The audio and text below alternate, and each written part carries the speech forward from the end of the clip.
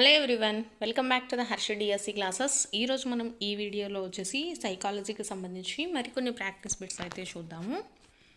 అందులో first bit వచ్చేసి అన్వేషణ వయసుగా పేర్కొనబడే దశ. ఆప్షన్స్: ఫస్ట్ వచ్చేసి పూర్వ బాల్య దశ, ఆప్షన్ 2 ఉత్తర బాల్య దశ, ఆప్షన్ 3 శైశవ దశ, ఆప్షన్ 4 కౌమార దశ. అన్వేషణ వయసు అండి, అన్వేషణ వయసుగా పేర్కొనబడే దశ. సో మనకు కరెక్ట్ ఆన్సర్ వచ్చేసి పూర్వ బాల్య దశ అండి. అన్వేషణ వయసుగా పేర్కొనబడే దశ ఏది అంటే పూర్వ బాల్య దశ. మనకు ఉత్తర బాల్య దశ చూసుకున్నామంటే చాలా వరకు మనకు క్వశ్చన్స్ అయితే ఈ బాల్య దశల్లో కొన్ని అడగడం అయితే జరుగుతుందండి. సో ఉత్తర బాల్య దశలో వచ్చేసి పాఠశాల దశ కానీ, నెక్స్ట్ వచ్చేసి క్రీడా వయసు కానీ, ముఠా దశ కానీ, జగడకొండల దశ అనేసి మనల్ని ఎక్కువగా అడుగుతుంటారు కదా. సో అవన్నీ మనకు ఉత్తర బాల్య దశకు సంబంధించినవి. అలాగే శైశవ దశకు చూసుకున్నట్లయితే ముద్దుగొల్పే దశ, ముద్దు పలుకుల దశ కానీ, లేకపోతే వస్తు స్థిరత్వ భావనను ఏర్పడేటటువంటి దశ కానీ అడిగినట్లయితే అది మనకు శైశవ దశగా అవుతుందండి. నెక్స్ట్ కౌమార దశ ఇచ్చారు కదా. సో కౌమార దశలో వచ్చేసి మనకు ఏముంటుందంటే ఎక్కువగా పాత్ర గుర్తింపు కోసం కానీ, అలాగే ఉద్వేగాలు ఎక్కువగా ఉండేటటువంటి దశ అడిగినా సరే, నెక్స్ట్ వచ్చేసి పగటి కళలు కనేటటువంటి దశ అడిగినా సరే మనకు కౌమార దశగా మనము చెప్పుకోవచ్చండి. సో ఇక్కడ మనకు అన్వేషణ దశ అడిగారు కాబట్టి అన్వేషణ దశను వచ్చేసి మనకు పూర్వ బాల్య దశగా చెప్తాము. అలాగే పూర్వ ముఠా దశ అని కూడా మనకు పూర్వ బాల్య దశనే పిలుస్తామండి. పూర్వ ముఠా దశ అనేది మనకు పేర్కొనబడే దశ అడిగినా సరే పూర్వ బాల్య దశ. సో ఇది దీనికి సంబంధించి. నెక్స్ట్ క్వశ్చన్ అయితే చూద్దాము. క్రింది వానిలో అంతర్గత ప్రేరణ ఏది అనేసి ఇచ్చారు. ఆప్షన్స్: ఫస్ట్ వచ్చేసి పొగడ్త, ఆప్షన్ 2 స్వయం సంతృప్తి, ఆప్షన్ 3 దండన, ఆప్షన్ 4 బహుమానము అనేసి ఇచ్చారండి. సో కరెక్ట్ ఆన్సర్ వచ్చేసి స్వయం సంతృప్తి అండి. ఇక్కడ మనకు అంతర్గత ప్రేరణ అంటే మనకు దేన్నైనా చూడటం వల్ల కాదు, మనకు మనకై మనమే చెయ్యాలి అనేటటువంటి కాన్ఫిడెన్స్ కానీ, ఏదైనా ఒక అంశం మీద మనకు ఇప్పుడు ఖచ్చితంగా డిఎస్సిలో జాబ్ తెచ్చుకోవాలి అనేది మనలో ఉంటేనే అది మనం సాధించగలుగుతాం. ఎవరో చెప్పడం వల్ల కానీ, ఎవరి కోసమో కానీ మనము చేయడం వల్ల దాన్ని సాధించలేమన్నమాట. సో కాబట్టి అంతర్గత అంటే మనలో మనకు ఉండేటటువంటి అంతర్గత ప్రేరణ వల్ల స్వయం సంతృప్తి అనేది ఉంటుంది. నెక్స్ట్ పొగడ్త అనేది ఏంటంటే మనకు అంతర్గత ప్రేరణ అనేది కాదండి. సో వాళ్ళు ఏదో పొగిడారు, సో దానికి పొంగిపోవడం అది మనకు అంతర్గత ప్రేరణ కాదు, బాహ్య ప్రేరణ. దండన అంటే ఎవరైనా కొడతారని కానీ, లేకపోతే తిడతారని కానీ చేయటము, ఇది అంతర్గత ప్రేరణ కాదు. నెక్స్ట్ బహుమానం, ఇవన్నీ కూడా అంతర్గత ప్రేరణకి సంబంధించి కాదు. స్వయం సంతృప్తి, మన సంతృప్తి కోసము మనలో మనకై ఉండేటటువంటి ప్రేరణను అంతర్గత ప్రేరణ అని పిలుస్తాం. నెక్స్ట్ క్వశ్చన్ చూద్దాము. పరస్పర చర్యాత్మక దశలో జరిగే కార్యక్రమం ఏది అనేసి ఇచ్చారు. ఆప్షన్స్: ఫస్ట్ది టిఎల్ఎం తయారీ, ఆప్షన్ 2 లక్ష్యాల రూపకల్పన, ఆప్షన్ 3 మూల్యాంకనము, ఆప్షన్ 4 విషయ వివరణ అనేసి ఇచ్చారండి. సో కరెక్ట్ ఆన్సర్ ఏమవుతుందండి? విషయ వివరణ. ఇక్కడ పరస్పర చర్యాత్మక దశలో జరిగేటటువంటి కార్యక్రమం అంటే మనకు ఇచ్చినటువంటి విషయం వివరణను మనము సరిచూసుకోవాలన్నమాట. కాబట్టి ఆప్షన్ 4 అనేది రైట్ ఆన్సర్. నెక్స్ట్ క్వశ్చన్ అయితే చూద్దాము. వ్యాసరూప ప్రశ్నల ద్వారా పరీక్షించేటటువంటి సామర్థ్యము. ఆప్షన్స్: ఫస్ట్ వచ్చేసి పునరుభ్యాసన, ఆప్షన్ 2 పునఃస్మరణ, ఆప్షన్ 3 గుర్తింపు, ఆప్షన్ 4 పునశ్చరణ అనేసి ఇచ్చారండి. వ్యాసరూప ప్రశ్నలు అంటే ఎస్ఏ టైప్ క్వశ్చన్స్ ఉంటాయి కదా, వాటి ద్వారా పరీక్షించేటటువంటి సామర్థ్యం ఏంటంటే పునఃస్మరణ. పునఃస్మరణ అంటే మనము చదివినట్టు గుర్తుందా లేదా అనేటటువంటి అంశం. నెక్స్ట్ క్వశ్చన్ చూసుకున్నట్లయితే భాషా వికాసము మొదట కేరింతలు, ముద్దు పలుకులతో ప్రారంభమై క్రమంగా సంభాషణలకు దారితీయడాన్ని సూచించే వికాస నియమం. ఆప్షన్స్: ఫస్ట్ది వికాసంలో వైయక్తిక భేదాలు ఉంటాయి, ఆప్షన్ 2 వికాసం అవిచ్ఛిన్నంగా సాగుతుంది. ఆప్షన్ 3 వికాసం ఒక ఖచ్చితమైన నమూనాను అనుసరిస్తుంది. ఆప్షన్ 4 వికాసం సంచితమైనది అనేసి ఇచ్చారండి. సో ఇక్కడ మనకి ఇచ్చినటువంటి వికాస నియమం ఏంటి? భాష అనేది మొదట కేరింతలు, నెక్స్ట్ వచ్చేసి ముద్దు పలుకులతో ప్రారంభమయ్యి క్రమంగా సంభాషణలుగా అంటే తర్వాత మాట్లాడుతూ ఉంటారనమాట. సో కాబట్టి ఇది మొత్తం ఎలా ఉంటుందంటే ఈ వికాస నియమం దేనికి సంబంధించింది? వికాసం వచ్చేసి ఒక ఖచ్చితమైన నమూనాను అనుసరిస్తుంది. So option 3 is the right answer అండి. నెక్స్ట్ క్వశ్చన్ చూద్దాము. జ్ఞానాత్మక రంగంలో అత్యున్నత స్థాయి లక్ష్యం ఏది? ఆప్షన్స్ ఫస్ట్ వచ్చేసి జ్ఞానము, ఆప్షన్ 2 వినియోగము, ఆప్షన్ 3 విశ్లేషణ, ఆప్షన్ 4 మూల్యాంకనము అనేసి ఇచ్చారు.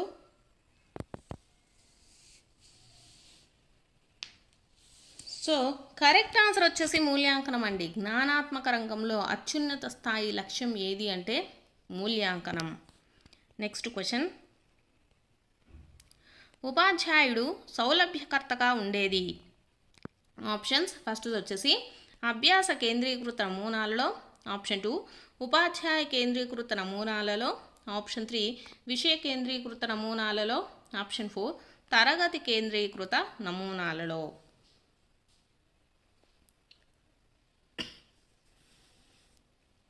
సో కరెక్ట్ ఆన్సర్ వచ్చేసి అభ్యాసన కేంద్రీకృత నమూనాలలో అండి. ఉపాధ్యాయుడు మనకు సౌలభ్యకర్తగా దేంట్లో ఉంటాడంటే అభ్యాసన నేర్చుకునేటలో మనకు హెల్ప్ చేయడానికి యూజ్ అవుతారండి, అభ్యాసన కేంద్రీకృత నమూనాలలో.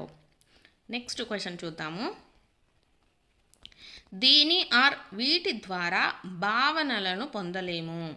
ఆప్షన్ ఫస్ట్ వచ్చేసి కంఠస్థీకరణము, ఆప్షన్ 2 ఆవిష్కరణ, ఆప్షన్ 3 ఉదాహరణలు, ఆప్షన్ 4 పోలికలు మరియు భేదాలు. కరెక్ట్ ఆన్సర్ వచ్చేసి కంఠస్థీకరణం అండి. కంఠస్థీకరణం ద్వారా మనము భావనలను పొందలేము. ఇక్కడ భావనలు అంటే ఏవైనా ఊహాత్మక ఆలోచనలు, ఇవన్నీ. ఆవిష్కరణ అంటే మనం ఏదైనా తయారు చేయడం వల్ల ఏంటంటే మనకు దానికి సంబంధించినటువంటి ప్రతి ఒక్కటి కూడా మనము ఎక్స్పీరియన్స్ చేయగలుగుతాం అనమాట. ఉదాహరణలు అంటే మనం ఏదైనా చూసామనుకోండి, ఇది దానిలాగా ఉంది, అది దీనిలాగా ఉంది అనేటటువంటి ఉదాహరణలు అనేటివి మనం చెప్పగలుగుతూ ఉంటాం. పోలికలు మరియు భేదాలు అంటే మనకి ఏవైనా రెండు అంశాల గురించి సంబంధించి తెలుసుంటే వాటికి సంబంధించి డిఫరెన్సెస్ ఏంటి అనేసి వాటిల్లో మనకు పోలికలు ఏవేవి పోలికలు మనకు కనిపిస్తున్నాయి అనే విషయాలన్నీ మనము చెప్పగలుగుతాం. వాటినే భావనలు అంటాము. సో కంఠస్థీకరణం అంటే ఏంటంటే ఉన్నదాన్ని ఉన్నట్టు బట్టి కొట్టడం అండి. అది ఏంటి అనేటటువంటి ఆలోచన చేయకుండా బట్టి కొట్టడాన్ని మనం ఏమంటాము? కంఠస్థీకరణం అంటాం. సో దానివల్ల మనము ఎటువంటి భావనలను కూడా పొందలేము. So option 1 is the right answer. Next question చూద్దాము. ఉపాధ్యాయుడు కూరగాయలను చూపిస్తూ వాటి గురించి వివరిస్తున్నాడు. ఈ సందర్భంలో పిల్లల ఆలోచన. ఆప్షన్స్ ఫస్ట్ వచ్చేసి ఊహాత్మక ఆలోచన, ఆప్షన్ 2 మూర్త ఆలోచన, ఆప్షన్ 3 తార్కిక ఆలోచన, ఆప్షన్ 4 అమూర్త ఆలోచన అనేసి ఇచ్చారండి. సో ఇక్కడ చూసుకున్నట్లయితే మనకు కూరగాయలను చూపిస్తున్నాడు, కూరగాయలను చూపిస్తూ వాటి గురించి చెప్తూ ఉన్నాడు. కాబట్టి ఇది ఎటువంటి ఆలోచన అవుతుంది? మూర్త ఆలోచన. So option 2 is the right answer అండి. నెక్స్ట్ క్వశ్చన్ అయితే చూద్దాము. ఉద్దీపనలు పునర్భరణ కారకాలుగా పనిచేసే అభ్యాసన సిద్ధాంతం ఏది? ఆప్షన్స్ ఫస్ట్ వచ్చేసి శాస్త్రీయ నిబంధనం, ఆప్షన్ 2 యత్నదోష అభ్యాసనం, ఆప్షన్ 3 కార్యసాధక నిబంధనం, ఆప్షన్ 4 సాంఘిక అభ్యాసనం. సో ఇక్కడ మనకు ఉద్దీపనలండి. ఉద్దీపనలు పునర్భరణ కారకాలుగా పనిచేసేటటువంటి అభ్యాసన సిద్ధాంతం ఏదవుతుంది? కార్యసాధక నిబంధన సిద్ధాంతం అండి, ఆప్షన్ 3. Next question. విద్యార్థి తన చదువుపైన దృష్టి పెట్టలేకపోతున్నప్పుడు ఇచ్చేటటువంటి మార్గదర్శకత్వం. ఆప్షన్స్ ఫస్ట్ వచ్చేసి వ్యక్తిగత మార్గదర్శకత్వము, ఆప్షన్ 2 విద్యా విషయక మార్గదర్శకత్వము, ఆప్షన్ 3 ఔద్యోగిక మార్గదర్శకత్వము, ఆప్షన్ 4 పరివర్తన మార్గదర్శకత్వం అనేసి ఇచ్చారండి. సో ఇక్కడ మనకు విద్యార్థి తన చదువు పైన దృష్టి పెట్టలేకపోతున్నప్పుడు, అంటే అతని యొక్క వ్యక్తిగత కారణాల వల్ల అతను దృష్టి పెట్టలేకపోతున్నాడు అనమాట. సో అది మనకి ఏ మార్గదర్శకత్వం అవుతుంది? వ్యక్తిగత మార్గదర్శకత్వం అవుతుంది. ఆప్షన్ 1 కరెక్ట్ ఆన్సర్ అండి. నెక్స్ట్ ఆప్షన్ 2 చూసుకున్నట్లయితే విద్యా విషయక మార్గదర్శకం అంటే విద్యకు సంబంధించినటువంటి అంశములలో మనకు మార్గదర్శకత్వంను ఇచ్చినట్లయితే అప్పుడు విద్యా విషయకం అంటే మీకు ఏదైనా క్వశ్చన్ రాలేదు, లేకపోతే ఏదైనా సబ్జెక్ట్కి సంబంధించినటువంటి ఎక్స్ప్లెనేషను దానికి సంబంధించి మార్గదర్శకత్వం ఇచ్చినట్లయితే విద్యా విషయక మార్గదర్శకత్వం అవుతుంది. ఔద్యోగిక అంటే ఉద్యోగాలకు సంబంధించినటువంటి మార్గదర్శకత్వం. పరివర్తన అంటే మన బిహేవియర్కి సంబంధించినటువంటి మార్గదర్శకత్వం అండి. సో ఇక్కడ తన చదువు పైన దృష్టి పెట్టలేకపోవడం అంటే తన యొక్క ఆలోచనల యొక్క అక్కడ దృష్టి చదువు మీద ధ్యాస ఉంచలేకపోతున్నాడు కాబట్టి ఇది ఏ మార్గదర్శకత్వం అవుతుంది? వ్యక్తిగత మార్గదర్శకత్వం. నెక్స్ట్ క్వశ్చన్, క్రింది వానిలో సరికాని ప్రవచనం ఏది అనేసి ఇచ్చారు.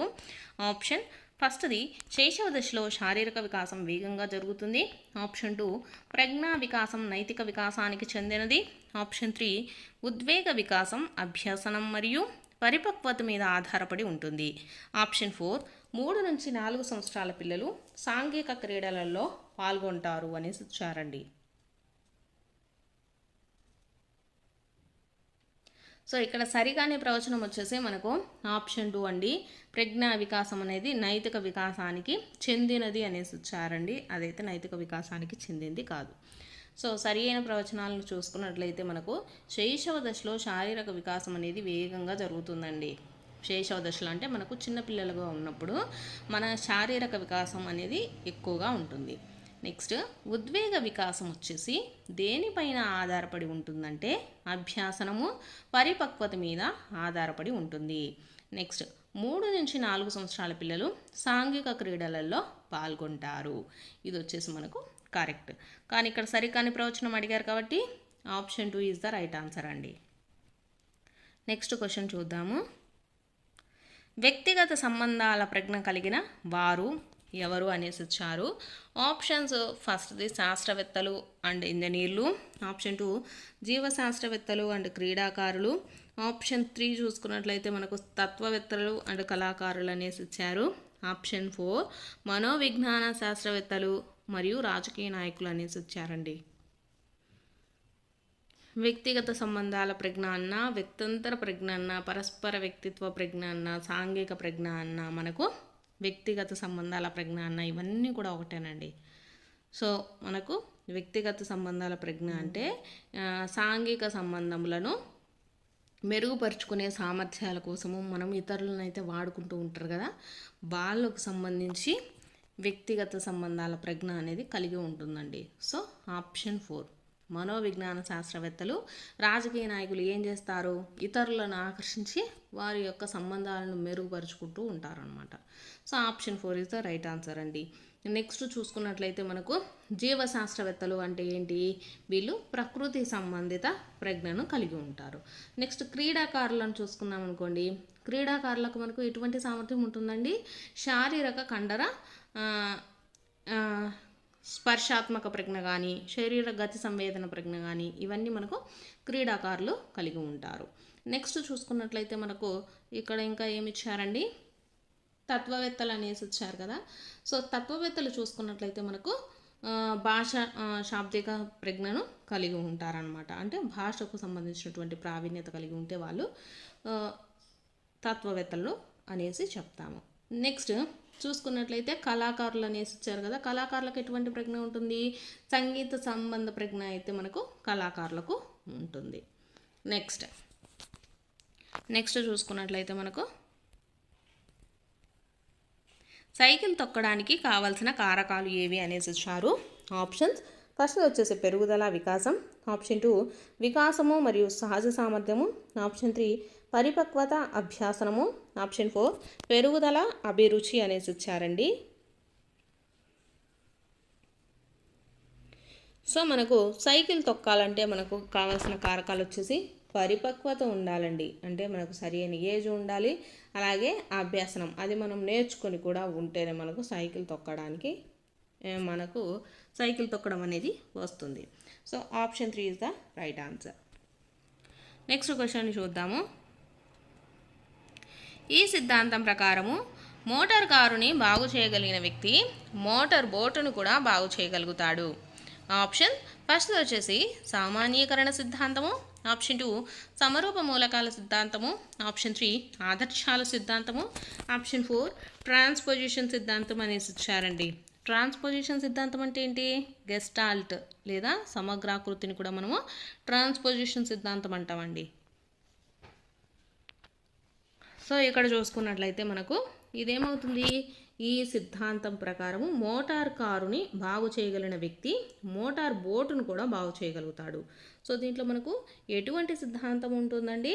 సామాన్యీకరణ సిద్ధాంతము. అంటే ఈ రెండు సూత్రాలు ఒకటిగా ఉండడం వల్ల ఇతను బాగు చేయడం జరుగుతుంది. దీన్ని ఏమంటాము? సామాన్యీకరణం అంటాము. సమరూప మూలకాల సిద్ధాంతం అంటే రెండు అంశాల మధ్య సారూప్యత, అంటే రెండు ఒకేలాగా ఉంటే మనకు ఆ విషయం చేయగలిగితే దాన్ని సమరూప మూలకాల సిద్ధాంతం అనేసి అంటారు. అంటే ఇప్పుడు కీబోర్డ్ నేర్చుకుంటారు కదా, కీబోర్డ్ నేర్చుకున్న వాళ్ళు టైప్ మిషన్ నొక్కడం, అంటే అక్కడ కీబోర్డ్లో ఉండేటటువంటి అక్షరాలు టైప్ మిషన్లో ఉండేటటువంటి అక్షరాలు రెండు ఒకేలాగానే ఉంటాయండి. కాబట్టి వాళ్ళకి అది ఈజీగా చేయగలుగుతారు. కాబట్టి దాన్ని ఏమంటాము? సమరూప మూలకాల సిద్ధాంతం అనేసి చెప్పడం జరుగుతుంది. నెక్స్ట్ ఆదర్శాల సిద్ధాంతం అంటే ఏంటి? ఇక్కడ వాళ్ళ ఆదర్శాలు కానీ వాళ్ళ యొక్క విలువలు కానీ వైఖరులు ప్రతి ఒక్క చోట ఉపయోగించబడతాయి. అంటే ఇంట్లో పరిశుభ్రంగా ఉంచడం అతని యొక్క విధి అనుకోండి, ఆఫీస్లో కూడా అంతే పరిశుభ్రంగా ఉండాలని అనుకుంటాడు. సో అది మనకు ఆదర్శాల సిద్ధాంతం అనేది అవుతుంది. ఇక ట్రాన్స్పోజిషన్ సిద్ధాంతం అంటే ఏంటంటే మనకు ఇక్కడ రెండు అంశాల మధ్య సంబంధాన్ని గ్రహించి అతను ఏదైనా పని చేయగలిగితే దాన్ని ట్రాన్స్పోజిషన్ సిద్ధాంతం అనేసి చెప్తాము. ఇక్కడ మనకి ఇచ్చినటువంటి క్వశ్చన్లో వచ్చేసి రెండు సూత్రాలు మనకు ఒకేలాగా ఉండి వాటి యొక్క నియమంను అర్థం చేసుకోవడం వల్ల ఇతను ఆ బోట్లను రిపేర్ చేయగలుగుతున్నాడు. కాబట్టి దాన్ని ఏమంటాము? సామాన్యీకరణ సిద్ధాంతం. Next question. వ్యక్తి యొక్క అవధానాన్ని ఎక్కువ కాలం నిలిపి ఉంచు స్థితి ఏది అనేసి ఇచ్చారు. ఆప్షన్ ఫస్ట్ వచ్చేసి వైఖరి, ఆప్షన్ 2 స్మృతి, ఆప్షన్ 3 సహజ సామర్థ్యము, ఆప్షన్ 4 అభిరుచి అనేసి ఇచ్చారు. సో కరెక్ట్ ఆన్సర్ వచ్చేసి ఏమవుతుందంటే అభిరుచి అండి. అంటే అతనికి ఏదైతే ఒక విషయం మీద ఎక్కువ ఇంట్రెస్ట్ ఉన్నదనుకోండి, అది చాలా కాలము అతనికి గుర్తుండిపోతుంది అన్నమాట. కాబట్టి వ్యక్తి యొక్క అవధానాన్ని ఎక్కువ కాలం నిలిపి ఉంచు స్థితి ఏది అంటే అభిరుచి. నెక్స్ట్ది మంచి అభ్యాసన వాతావరణ లక్షణము కానిది.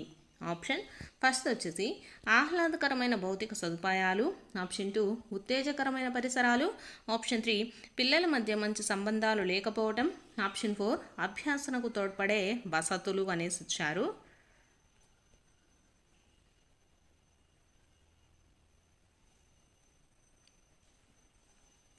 సో ఇక్కడ కరెక్ట్ ఆన్సర్ వచ్చేసి ఏమవుతుందండి?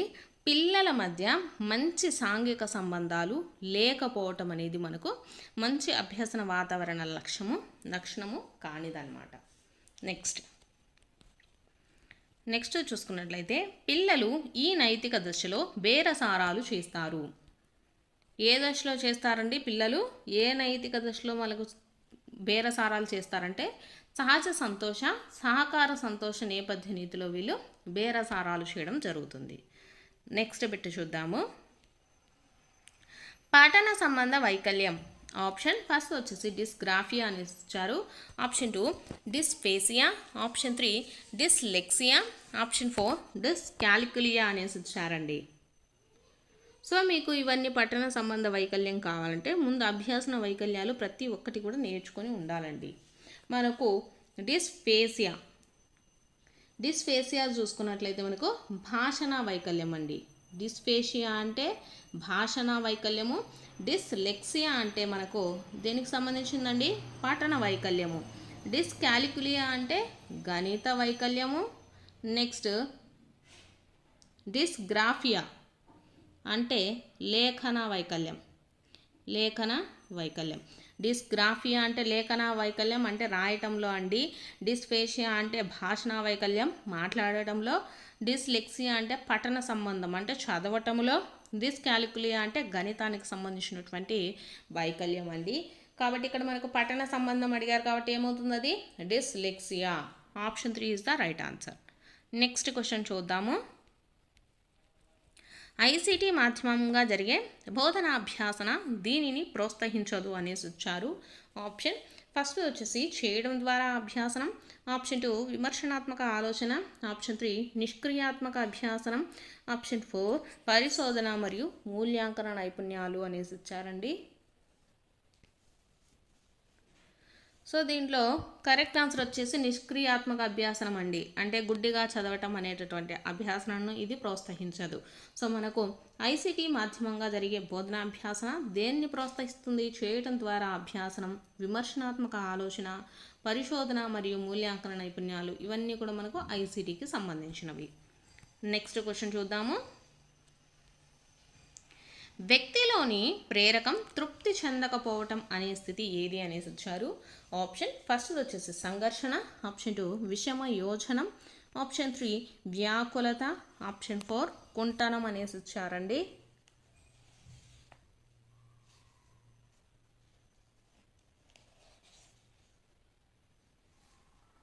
సో ఇక్కడ చూసుకున్నట్లయితే మనకు ఏమంటారు, ఫస్ట్ది చూసుకున్నట్లయితే సంఘర్షణ అనేసి ఇచ్చారు. మనకు సంఘర్షణ అనేది ఎప్పుడు ఏర్పడుతుందండి? మానసిక ఉద్వేగ పరిస్థితిని మనము సంఘర్షణ అంటాం. 2 లేదా అంతకంటే ఎక్కువ లక్ష్యాల మధ్య, అంటే నాకు అది కావాలి, ఇది కావాలి, ఇది వద్దు, అది వద్దు అనేటటువంటి సంఘర్షణ ఏదైతే ఉంటుందో, అంటే అటువంటి దాన్ని సంఘర్షణ అనేసి పిలుస్తామండి. అంటే అది ఎన్నుకోలేము, ఇది ఎన్నుకోలేము, అది కావాలి, ఇది కావాలి అనేటటువంటిది ఉంటుంది కదా, ఆ సందిగ్ధతను సంఘర్షణ అనేసి పిలుస్తాము. నెక్స్ట్ విషమ యోజన అనేసి ఇచ్చారు. విషమ యోజన అంటే ఏంటంటే మనకు సర్దుబాటు తత్వం లేకపోవడం అండి. అంటే మనకు ఎటువంటి పరిస్థితులైనా సర్దుబాటును కలిగి ఉంటే దాన్ని ఏమంటాము? సమయోజనం అంటాము. సర్దుబాటును చేసుకోలేకపోతే విషమ యోజనం అంటాము. నెక్స్ట్ వ్యాకులత. వ్యాకులత అంటే ఏంటంటే మనకు వచ్చేసి ఏదైనా ఒక అంశం మీద భయం అనేది ఉన్నదనుకోండి, దాన్ని వ్యాకులత అంటాము. నెక్స్ట్ కుంటనం. కుంటనం అంటే ఏంటంటే మనం ఏదైనా ఒక దాంట్లో వచ్చేసి ప్రతిసారి ఫెయిల్ అవుతూ ఉన్నామనుకోండి, మనకు కుంటనం అనేటటువంటి స్థితి ఏర్పడుతుందన్నమాట. అంటే అది ఒక మానసిక స్థితి. అంటే ఇక్కడ చూసుకున్నట్లయితే మనకు వ్యక్తిలోని ప్రేరకం తృప్తి చెందకపోవటం అనే స్థితి ఏమవుతుంది? కుంటనం అవుతుందండి. అంటే ప్రతిసారి మనం డిఎస్సి ఎగ్జామ్ రాస్తుంటాము, టెట్ ఎగ్జామ్ రాస్తున్నాం, ప్రతిసారి కూడా ఫెయిల్ అయిపోతూ ఉన్నాం అనుకోండి, మనకు అరే మనకేంటి ఇన్నిసార్లు ఫెయిల్ అయిపోతున్నాం అనేటటువంటి స్థితి ఏర్పడుతుంది కదా, దాన్ని కుంటనం అంటాం. వ్యాకులత అంటే మీకు ఆల్రెడీ చెప్పేశాను కదా. వ్యాకులత అంటే ఏదైనా ఒక భయం, అంటే ఒక నీడను చూసి దయ్యం అని భయపడుతూ ఉంటారు కదా, అటువంటి దాన్ని వ్యాకులత అంటాము. సర్దుబాటు తత్వం చేసుకోలేకపోవటాన్ని విషమయోజనం అంటాము. సంఘర్షణ అంటే ఏదైనా 2 అంశాలు, ఏదైనా 2 కోరికల మధ్య అదే ఇదా అనేటటువంటిది స్థితి ఏర్పడుతుంది కదా, దాన్ని సంఘర్షణ అనేసి పిలుస్తాము. ఇక్కడ వ్యక్తిలోని ప్రేరకం తృప్తి చెందకపోవడం అంటే నేను టెట్ ఎగ్జామ్ క్వాలిఫై అవ్వాలి అనేటటువంటి ప్రేరకం నాలో ఉంది, కానీ ప్రతిసారి ఫెయిల్ అయిపోతూ ఉన్నాను అనుకోండి, దాన్ని ఏమంటాము? ఆ స్థితిని కుంటనం అనేసి పిలుస్తాము. So option 4 is the right answer అండి. నెక్స్ట్ బిట్, ఆర్టీఈ చట్టం 2009 యొక్క ప్రధాన లక్ష్యము. ఆప్షన్ ఫస్ట్ వచ్చేసి విద్యార్థులకు ఉచిత పుస్తకాలను అందించడం. ఆప్షన్ 2 పిల్లలకు ఉచిత నిర్బంధ విద్యను అందించడం. ఆప్షన్ 3 ప్రైవేటు విద్యా సంస్థలను ప్రోత్సహించడం. ఆప్షన్ 4 నాణ్యమైన విద్యా అవకాశాన్ని పరిమితం చేయటము. సో ఇక్కడ కరెక్ట్ ఆన్సర్ ఏమవుతుంది? పిల్లలకు ఉచిత నిర్బంధ విద్యను అందించడం అండి. ఆర్టీఈ చట్టం 2009 యొక్క ప్రధాన లక్ష్యం ఏది? పిల్లలకు ఉచిత నిర్బంధ విద్యను అందించడం. నెక్స్ట్ క్వశ్చన్ చూద్దాము. ఫిలిప్ ఎరిస్ ప్రకారము బాల్యము అనేది అనేసి వచ్చారండి. ఫిలిప్ ఎరిస్ ప్రకారము బాల్యం అనేది ఎలా ఉంటుందంటే సమాజంచే ఏర్పాటు చేయబడినది అనేదండి. సమాజంచే ఏర్పాటు చేయబడినది. నెక్స్ట్ క్వశ్చన్ అయితే చూద్దాము. ఈ ప్రత్యక్ష నియమం ప్రకారము పరిమాణము, ఆకారం, రంగులో ఒకేలా ఉండే వాటిని మనం సమూహంగా గ్రహిస్తాము. ఆప్షన్ ఫస్ట్ వచ్చేసి అవిరళ నియమము, ఆప్షన్ 2 పూరణ నియమం, ఆప్షన్ 3 సౌష్ఠవ నియమము, ఆప్షన్ 4 సౌమ్య నియమము అని ఇచ్చారండి. సో కరెక్ట్ ఆన్సర్ ఏమవుతుంది? సౌమ్య నియమము. ఈ నియమంలో ఏంటంటే పరిమాణము, ఆకారం, రంగు ఒకేలాగా ఉంటే వాటిని మనము ఒక సమూహంగా అయితే గుర్తించడం జరుగుతుంది. ఏ నియమంలో? సౌమ్య నియమము. నెక్స్ట్ బిట్ చూద్దాము.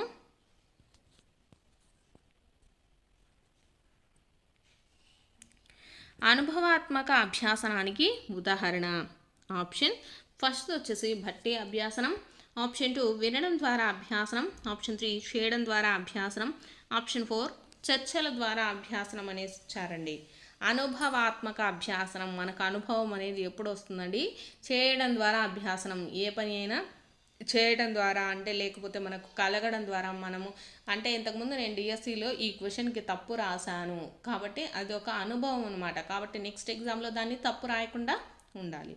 కాబట్టి అనుభవాత్మక అభ్యాసనం అనేది మనకు దేనికి ఉదాహరణ? చేయడం ద్వారా అభ్యాసనము.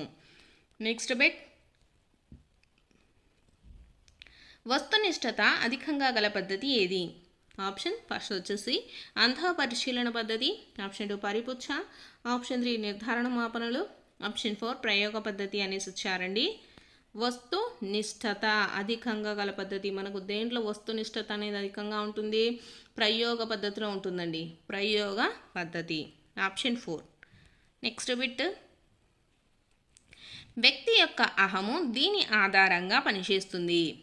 ఆప్షన్ ఫస్ట్ వచ్చేసి ఆదర్శ సూత్రము, ఆప్షన్ 2 వాస్తవిక సూత్రము, ఆప్షన్ 3 ఆనంద సూత్రము, ఆప్షన్ 4 మానసిక సూత్రము అనేసి ఇచ్చారండి. వ్యక్తి యొక్క అహము, వ్యక్తి యొక్క అహం చూసుకున్నట్లయితే ఇది మనకు వాస్తవిక సూత్రం అండి. ప్రవర్తన అనుభవాల శాస్త్రమే మనోవిజ్ఞాన శాస్త్రం అని నిర్వచించినది. ఆప్షన్స్ ఫస్ట్ వచ్చేసి Pillsbury, option 2 Skinner, option 3 Norman L Munn, option 4 వచ్చేసి ఎడ్విన్ జి బోరింగ్ అనేసి ఇచ్చారు. కరెక్ట్ ఆన్సర్ వచ్చేసి బిఎఫ్ స్కిన్నర్ అండి. ప్రవర్తన అనుభవాల శాస్త్రమే మనోవిజ్ఞాన శాస్త్రం అని నిర్వచించింది ఎవరు అంటే స్కిన్నర్. నెక్స్ట్ సెకండ్ క్వశ్చన్ అయితే చూద్దాము. భారతదేశంలో మొట్టమొదటి జాతీయ విద్యా విధానాన్ని రూపొందించిన సంవత్సరం ఏది అనేసి ఇచ్చారు. సో కరెక్ట్ ఆన్సర్ వచ్చేసి 1968 అండి. 1968వ సంవత్సరంలో మనకు భారతదేశంలో మొట్టమొదటి జాతీయ విద్యా విధానాన్ని అయితే రూపొందించడం జరిగింది. నెక్స్ట్ థర్డ్ క్వశ్చన్ చూద్దాము. ఫిట్ ఇండియా కార్యక్రమ ఉద్దేశం ఏది అనేసి ఇచ్చారు. ఆప్షన్స్ ఫస్ట్ది పరిశోధన, ఆప్షన్ 2 హాజరు పెంపుదల, ఆప్షన్ 3 శారీరక ఆరోగ్యం, ఆప్షన్ 4 పరీక్షలకు సన్నద్ధత అనేసి ఇచ్చారు. ఫిట్ ఇండియా కార్యక్రమం ఉద్దేశం ఏంటండి? శారీరక ఆరోగ్యం. Option 3 is the right. Next MHRD పేరును విద్యా మంత్రిత్వ శాఖగా మార్చమని సిఫారసు చేసిన కమిటీ ఏది అనేసి ఇచ్చారు. ఆప్షన్స్ ఫస్ట్ది Mudaliar, option 2 Kothari, option 3 NEP 1986, option 4 కస్తూరి రంగన్. కరెక్ట్ ఆన్సర్ వచ్చేసి కస్తూరి రంగన్ అండి. ఎంహెచ్ఆర్డి పేరును విద్యా మంత్రిత్వ శాఖగా మార్చమని సిఫారసు చేసిన కమిటీ వచ్చేసి కస్తూరి రంగన్. నెక్స్ట్ టర్నర్ సిండ్రోమ్ వల్ల అవకాశం ఉండే వైకల్యం. ఆప్షన్స్ ఫస్ట్ వచ్చేసి శ్రవణ వైకల్యం, ఆప్షన్ 2 దృష్టి వైకల్యం, ఆప్షన్ 3 మరగుజ్జుతనం, ఆప్షన్ 4 అభ్యాసన వైకల్యం అనేసి ఇచ్చారండి. టర్నర్ సిండ్రోమ్ వల్ల అవకాశం ఉండే వైకల్యం ఏదండి? అభ్యాసన వైకల్యం అండి. అభ్యాసన వైకల్యం. నెక్స్ట్ ఒక విద్యార్థి తన డిగ్రీ పూర్తి చేసిన తర్వాత తగిన వృత్తి ఎంపిక కొరకు కావలసిన మార్గదర్శకత్వం ఏది అనేసి ఇచ్చారు. ఆప్షన్స్ ఫస్ట్ వచ్చేసి వ్యక్తిగత, ఆప్షన్ 2 ఔద్యోగిత, ఆప్షన్ 3 విద్యా సంబంధిత, ఆప్షన్ 4 నిర్దేశక మార్గదర్శకత్వం అనేసి ఇచ్చారండి. సో మీకు ఇక్కడ చూసుకున్నట్లయితే మనకు వ్యక్తిగత సమస్యలు ఉంటాయి కదా, మానసిక సమస్యలు, వాటికి సంబంధించి మనకు సలహాలు ఇచ్చినట్లయితే దానికి సంబంధించి వ్యక్తిగత అంటారండి. అంటే మనము చదువు మీద ధ్యాస ఉంచకపోవటము, ఏదైనా పని ఫాస్ట్గా స్పీడ్గా చేయలేకపోతూ ఉంటాం కదా. సో అవన్నీ కూడా మనకు వ్యక్తిగత మార్గదర్శకత్వం కింద వస్తాయి. అంటే మనం స్పీడ్గా చేయట్లేదు, సో వాళ్ళు మనకి స్పీడ్గా చేయాలి అని కానీ ఇలాంటివి చెప్తూ ఉంటారు కదా. సో అది ఏ మార్గదర్శకత్వం అవుతుంది? వ్యక్తిగత మార్గదర్శకత్వం అవుతుంది. ఔద్యోగిక అంటే ఉద్యోగాలకు సంబంధించినటువంటి, అంటే ఇతను ఇక్కడ క్వశ్చన్ చూసుకున్నట్లయితే డిగ్రీ అయితే పూర్తి చేశాడనమాట. తర్వాత వృత్తి ఎంపిక అంటే ఎటువంటి ఉద్యోగంను చెయ్యాలి అనేటటువంటి మార్గదర్శకత్వంను ఇవ్వాలి కాబట్టి దాన్ని ఏమంటాము? ఔద్యోగిక మార్గదర్శకత్వం అంటారు. సో కరెక్ట్ ఆన్సర్ వచ్చేసి ఆప్షన్ 2 అవుతుంది. ఎందుకు? ఉద్యోగానికి సంబంధించినటువంటి మార్గదర్శకత్వం కాబట్టి. నెక్స్ట్ విద్యా సంబంధిత అంటే ఇప్పుడు 10th అయిపోయి ఉంటుంది, ఇంటర్ అయిపోయి ఉంటుంది, తర్వాత ఏ సబ్జెక్టు తీసుకోవాలి అనేటటువంటి డైలమా ఉంటుంది కదా, వాళ్ళకు ఈ సబ్జెక్టు తీసుకోవాలని చెప్తూ ఉంటాం కదా. సో దాన్ని ఏమంటాము? విద్యా సంబంధిత మార్గదర్శకత్వం అనేసి చెప్తామండి. సో మీరైతే ఇలాంటి క్వశ్చన్ తప్పకుండా వస్తుందండి. మనకు ఏది చదవాలి అని మనము మార్గదర్శకత్వం అయితే విద్యా సంబంధిత అని ఇవ్వాలి, ఉద్యోగానికి సంబంధించింది అయితే ఔద్యోగిక మార్గదర్శకత్వము, అలాగే వ్యక్తిగతంగా అంటే ఒక వ్యక్తికి సంబంధించినటువంటి మార్గదర్శకత్వం అయితే అది వ్యక్తిగత మార్గదర్శకత్వం అవుతుంది. సో ఇక్కడ చూసినట్లయితే కరెక్ట్ ఆన్సర్ ఏంటండి? ఔద్యోగిక మార్గదర్శకత్వం. నెక్స్ట్ చూసుకున్నట్లయితే ఈ క్రింది వానిలో OERSకి చెందనిది ఏది అనేసి ఇచ్చారండి. ఆప్షన్స్ ఫస్ట్ వచ్చేసి reuse, option 2 revise, option 3 reverse, option 4 remix అని ఇచ్చారు. క్రింది వానిలో OERSకి చెందనిది అండి. చెందనిది ఏది అంటే రివర్స్ అండి. So option 3 is the right answer. ఈ OERSకి చెందినది ఏంటి అంటే రీయూజ్, రివైజ్, రిమిక్స్. నెక్స్ట్ చూసుకున్నట్లయితే అభ్యాసన వైకల్యం అనే భావనను పరిచయం చేసినది. ఆప్షన్స్ ఫస్ట్ వచ్చేసి Kirk, option 2 Parker, option 3 Johnson, option 4 మార్లాండ్ అనేసి ఇచ్చారండి. అభ్యాసన వైకల్యం అనే భావనను పరిచయం చేసినది ఎవరు? కరెక్ట్ ఆన్సర్ వచ్చేసి కిర్క్ అండి, షాముల్ కిర్క్. అభ్యాసన వైకల్యం అనే భావనను పరిచయం చేసింది ఎవరు? షాముల్ కిర్క్. నెక్స్ట్ RTE 2009 ప్రకారం బడి బయట పిల్లలుగా ఈ వయసు వారిని పరిగణిస్తారు. ఆప్షన్ ఫస్ట్ వచ్చేసి 3 నుంచి 10 సంవత్సరాలు, ఆప్షన్ 2 6 నుంచి 14 సంవత్సరాలు, ఆప్షన్ 3 6 నుంచి 18 సంవత్సరాలు, ఆప్షన్ 4 3 నుంచి 18 సంవత్సరాలు. సో కరెక్ట్ ఆన్సర్ ఏంటండి? 6 నుంచి 14 సంవత్సరాలండి. RTE 2009 ప్రకారం బడి బయట పిల్లలుగా ఏ వయసు వారిని పరిగణిస్తామో 6 నుంచి 14 సంవత్సరాల వయసు గారి పిల్లల్ని బడి బయట పిల్లలు అంటారు. నెక్స్ట్ హెర్బర్ట్ ప్రకారము పాఠ్యపథకంలో మొదటి సోపానం ఏది అనేసి వచ్చారండి. ఆప్షన్స్ చూసుకున్నట్లయితే మనకు ఫస్ట్ వచ్చేసి సమర్పణ, ఆప్షన్ 2 ప్రణాళిక, ఆప్షన్ 3 వచ్చేసి సన్నాహము, ఆప్షన్ 4 సంసర్గము అనేసి ఇచ్చారండి.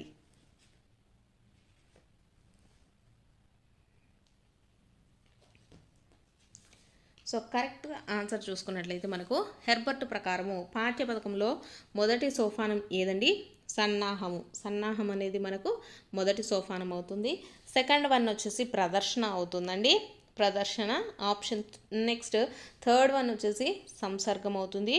నెక్స్ట్ ఆప్షన్ 4 వచ్చేసి నెక్స్ట్ సాధనీకరణము, అన్వయము, పునర్విమర్శ. ఇవన్నీ మనకు హెర్బర్ట్ పాఠ్యపథకంలో ఉండేటటువంటి సోపానాలండి. నెక్స్ట్ సో ఇక్కడ మొదటి సోపానం ఏమవుతుంది? సన్నాహము. నెక్స్ట్ బిట్ వచ్చేసి ప్రత్యక్ష ప్రక్రియలోని 5 దశల్లో మొదటి దశ ఏది అనేసి ఇచ్చారు. ఆప్షన్స్ ఫస్ట్ వచ్చేసి మనకు ఉద్దీపన ఎన్నిక, ఆప్షన్ 2 ఉద్దీపనల స్వీకరణ, ఆప్షన్ 3 ప్రతిస్పందన, ఆప్షన్ 4 నిర్వహణ అనేసి ఇచ్చారండి. ప్రత్యక్ష ప్రక్రియలోని 5 దశలలో మొదటి దశ ఏది అనేసి ఇచ్చారు. మనకు మొదటి దశ వచ్చేసి ఫస్ట్ స్వీకరణ అండి. ఉద్దీపనల స్వీకరణ అనేది ఫస్ట్ది. నెక్స్ట్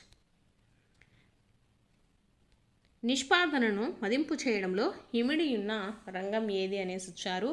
ఆప్షన్స్ ఫస్ట్ది వచ్చేసి జ్ఞానాత్మక రంగము, ఆప్షన్ 2 భావావేశ రంగము, ఆప్షన్ 3 మానసిక చలనాత్మక రంగము, ఆప్షన్ 4 సాంఘిక రంగము అనేసి ఇచ్చారండి.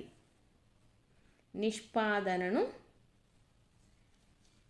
మదింపు చేయడం అండి. నిష్పాదనను మదింపు చేయడం అంటే ఏదైనా మనము నిర్దిష్టంగా కొలవగలగడము, వాటిని మదింపు చేయడంలో మనకు ఏ రంగం అండి? జ్ఞానాత్మక రంగం అండి. ఆప్షన్ 1 మనకు జ్ఞానాత్మక రంగాన్ని మాత్రమే మదింపు చేయగలమండి. ఇక్కడ భావావేశ రంగాన్ని అయితే మనం మదింపు చేయలేమండి. నెక్స్ట్, ప్రేరణకు సంబంధించి సరి అయినది కాని ప్రవచనం ఏది అనేసి ఇచ్చారు. ఆప్షన్ 1 ప్రేరణ అభ్యాసానికి రాచబాట, ఆప్షన్ 2 ప్రేరణ వచ్చేసి అభ్యాసన వేగాన్ని నిరోధిస్తుందనేసి ఇచ్చారు, ఆప్షన్ 3 ప్రేరణ గమ్యం వైపు నడిపించే ప్రక్రియ, ఆప్షన్ 4 ప్రేరణ అనేది వ్యక్తి అవసరాలతో ముడిపడి ఉంటుంది అనేసి ఇచ్చారండి. సో సరికాని ప్రవచనం ఏమవుతుందండి? ఆప్షన్ 2 అనేది సరికాదండి. ప్రేరణ అనేది అభ్యాసన వేగాన్ని పెంచుతుందనమాట. అంటే మనకు చదవాలి, ఇంకా చదవాలి అనేసి వేగాన్ని పెంచుతుంది, ఇక్కడ నిరోధిస్తుంది అనేసి ఇచ్చారు, కాబట్టి ఇది రాంగ్ అవుతుంది, సరికాని ప్రవచనం అంట. సో సరి అయిన ప్రవచనాలు చూసుకున్నట్లయితే ప్రేరణ వచ్చేసి అభ్యాసానికి రాచబాట అండి.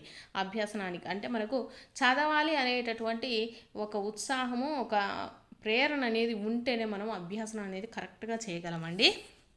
నెక్స్ట్, ప్రేరణ వచ్చేసి మనల్ని గమ్యం వైపు నడిపించే ప్రక్రియ. మనకు చదవాలి అనేటటువంటి ప్రేరణ ఉన్నప్పుడే కదా మనం ఒక నిర్దిష్టమైనటువంటి గమ్యాన్ని అయితే తప్పకుండా చేరుకుంటాము. ప్రేరణ వచ్చేసి వ్యక్తి అవసరాలతో కూడా ముడిపడి ఉంటుందండి.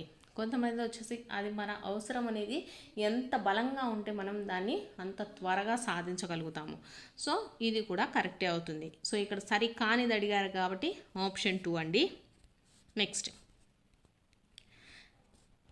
నవ్యత, తరచుదనము, పునర్విత సూత్రాలు అంతర్లీనంగా ఉన్న అభ్యాసన సూత్రం ఏది అనేసి ఇచ్చారు. ఆప్షన్స్ చూసుకున్నట్లయితే ఫస్ట్ది సంసిద్ధత నియమము, ఆప్షన్ 2 ఫలిత నియమము, ఆప్షన్ 3 అభ్యాసన నియమము, ఆప్షన్ 4 సామీప్యత నియమము అనేసి ఇచ్చారు. సో కరెక్ట్ ఆన్సర్ వచ్చేసి అభ్యాసన నియమం అండి. నవ్యత, తరచుదనము, పునర్విత సూత్రాలు అంతర్లీనంగా ఉండేటటువంటి అభ్యాసన సూత్రం ఏది అంటే అభ్యాస నియమము. నెక్స్ట్, క్రింది వానిలో విద్యార్థుల అభ్యాసనాన్ని ప్రభావితం చేసే సాంఘిక కారకం కానిది ఏది అనేసి ఇచ్చారు. ఆప్షన్స్ ఫస్ట్ది ఒత్తిడి, ఆప్షన్ 2 అనువంశికత, ఆప్షన్ 3 సాంఘిక పరిపక్వత, ఆప్షన్ 4 వివక్షత అనేసి ఇచ్చారు. కరెక్ట్ ఆన్సర్ వచ్చేసి అనువంశికత అండి. అభ్యాసనాన్ని ప్రభావితం చేసే సాంఘిక కారకం కానిది అనేసి ఇచ్చారు. ఇది జన్యు కారకం అవుతుందండి. సాంఘిక కారకం అంటే మనకు బయట నుంచి వచ్చేటటువంటి ప్రెజర్స్ అన్నమాట. సో కాబట్టి ఒత్తిడి, సాంఘిక పరిపక్వత, వివక్షత వీటన్నిటి వల్ల అభ్యాసనం ప్రభావితాన్ని చేస్తుందన్నమాట. సో ఇక్కడ మనం సాంఘిక కారకం అడిగారు కాబట్టి కానిది అనువంశికత, ఇది జన్యు కారకం అండి. నెక్స్ట్ చూసుకున్నట్లయితే అభ్యాసనము అంటే అనుభవం ద్వారా, శిక్షణ ద్వారా జీవి ప్రవర్తనలో జరిగేటటువంటి ప్రవర్తన అని చెప్పిన వారు. ఆప్షన్స్ ఫస్ట్ వచ్చేసి Crow and Co, option 2 Skinner, option 3 Gates, option 4 Smith అనేసి ఇచ్చారండి. చాలాసార్లు అడిగారండి ఈ క్వశ్చన్ అయితే. అభ్యాసనం అంటే అనుభవం ద్వారా, శిక్షణ ద్వారా జీవి ప్రవర్తనలో జరిగేటటువంటి పరివర్తన అని చెప్పిన వారు ఎవరు అంటే గేట్స్ అండి. గేట్స్. నెక్స్ట్ క్వశ్చన్ వచ్చేసి చందు 10 అర్ధరహిత పదాలను 9 ప్రయత్నాలలో నేర్చుకున్నాడు. వారం తర్వాత మరలా అవే పదాలను 6 ప్రయత్నాల్లో నేర్చుకోగలిగాడు. అయితే చందు పొదుపు గణన ఎంత అనేసి ఇచ్చారండి. పొదుపు గణనకు ఫార్ములా వచ్చేసి అసలు ప్రయత్నాలు మైనస్ పునరుభ్యాసన ప్రయత్నాలు బై అసలు ప్రయత్నాలు ఇంటూ 100 అండి. సో ఇక్కడ చూసుకున్నట్లయితే అసలు ప్రయత్నాలు ఎన్నండి 9 మైనస్ పునరుభ్యాసన ప్రయత్నాలు అంటే రెండోసారి నేర్చుకున్నప్పుడు ఎన్ని ప్రయత్నాల్లో నేర్చుకున్నాడు? 6 ప్రయత్నాల్లో నేర్చుకున్నాడు. బై అసలు ప్రయత్నాలు వచ్చేసి 9 కాబట్టి ఇంటూ 100. సో ఇక్కడ 3/9 ఇంటూ 100 అండి. సో మనకి ఎంత అవుతుంది? 3/9 అంటే 33.3 అనేది ఆన్సర్ అయితే అవుతుందండి. పొదుపు గణన ఫార్ములా కంపల్సరీ నేర్చుకోండి. పొదుపు గణన, ప్రజ్ఞాలబ్ధి కంపల్సరీ నేర్చుకోవాలి. ఇక్కడ అసలు ప్రయత్నాలు మైనస్ పునరుభ్యాసన ప్రయత్నాలు బై అసలు ప్రయత్నాలు ఇంటూ 100. నెక్స్ట్, క్రింద ఇవ్వబడిన బ్రూనర్ సిద్ధాంతంలోని ఒక ముఖ్య అంశము క్రియాత్మక, చిత్ర ప్రతిమ, ప్రతీకాత్మక క్రమశ్రేణి పద్ధతులను కలిగి ఉంటుంది అనేసి ఇచ్చారు. ఆప్షన్స్, ఫస్ట్ వచ్చేసి ప్రేరణ, ఆప్షన్ 2 బోధన క్రమము, ఆప్షన్ 3 ఆవిష్కరణ అభ్యాసనము, ఆప్షన్ 4 అంతర్బుద్ధి చింతన అనేసి ఇచ్చారు.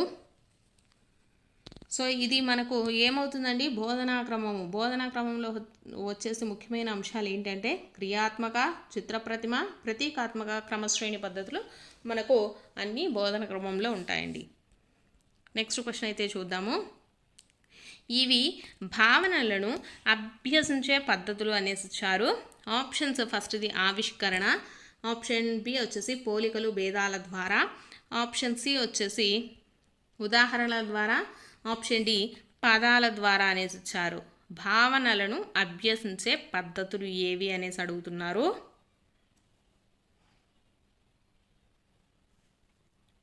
సో కరెక్ట్ ఆన్సర్ ఏమవుతుందండి, మనకు ఆవిష్కరణ, అలాగే పోలికలు భేదాల ద్వారా, ఉదాహరణల ద్వారా భావనలను అయితే మనము అభ్యసించవచ్చు. So option 2 is the right answer. Next question, రసాయనిక శాస్త్రంలోని అంశాలు మరియు ఎలక్ట్రాన్ల గురించి జ్ఞానము ఆధునిక భౌతిక శాస్త్రం అభ్యసించేందుకు తోడ్పడితే ఈ రకమైన అభ్యాసన బదలాయింపుకు సంబంధించిన సిద్ధాంతం అనేసి ఇచ్చారు. ఆప్షన్స్, ఫస్ట్ది సాధనీకరణ సిద్ధాంతము, ఆప్షన్ 2 సమరూపం అంశాల సిద్ధాంతము, ఆప్షన్ 3 ఆదర్శాల సిద్ధాంతము, ఆప్షన్ 4 సమగ్రాకృతి సిద్ధాంతం అనేసి ఇచ్చారండి. సో ఇక్కడ మనకు రసాయన శాస్త్రంలో ఉండే అంశాలు అలాగే ఎలక్ట్రాన్లను గురించిన జ్ఞానం వచ్చేసి మనకు ఆధునిక భౌతిక శాస్త్రంలో అభ్యసించేందుకు తోడ్పడింది. ఎందుకు తోడ్పడింది, ఈ రెండిటికి సిమిలారిటీస్ ఉండడం వల్ల, అంటే ఈ రెండిట్లో మనకు ఒకే విధంగా ఉండడం వల్ల మనకు రసాయన శాస్త్రంలో అలాగే భౌతిక శాస్త్రాన్ని అభ్యసించేందుకు యూజ్ అయితే అయ్యింది. ఈ రెండు మనకు సిమిలారిటీస్ ఉన్నాయి. సో దాన్ని ఏమంటాము, సమరూప అంశాల సిద్ధాంతం అనేసి చెప్తామండి. Option 2 is the right answer. నెక్స్ట్ది, థర్న్స్టన్ రచించిన ప్రైమరీ మెంటల్ ఎబిలిటీస్ అనే గ్రంథంలో పేర్కొనబడిన మానసిక సామర్థ్యాల సంఖ్య ఎంత అనేసి ఇచ్చారండి. థర్న్స్టన్ వచ్చేసి మనకు ప్రైమరీ మెంటల్ ఎబిలిటీస్ అనే గ్రంథం అయితే రచించడం జరిగిందనమాట. సో దాంట్లో ఎన్ని మానసిక సామర్థ్యాలు ఉన్నాయనేసి ఇచ్చారు.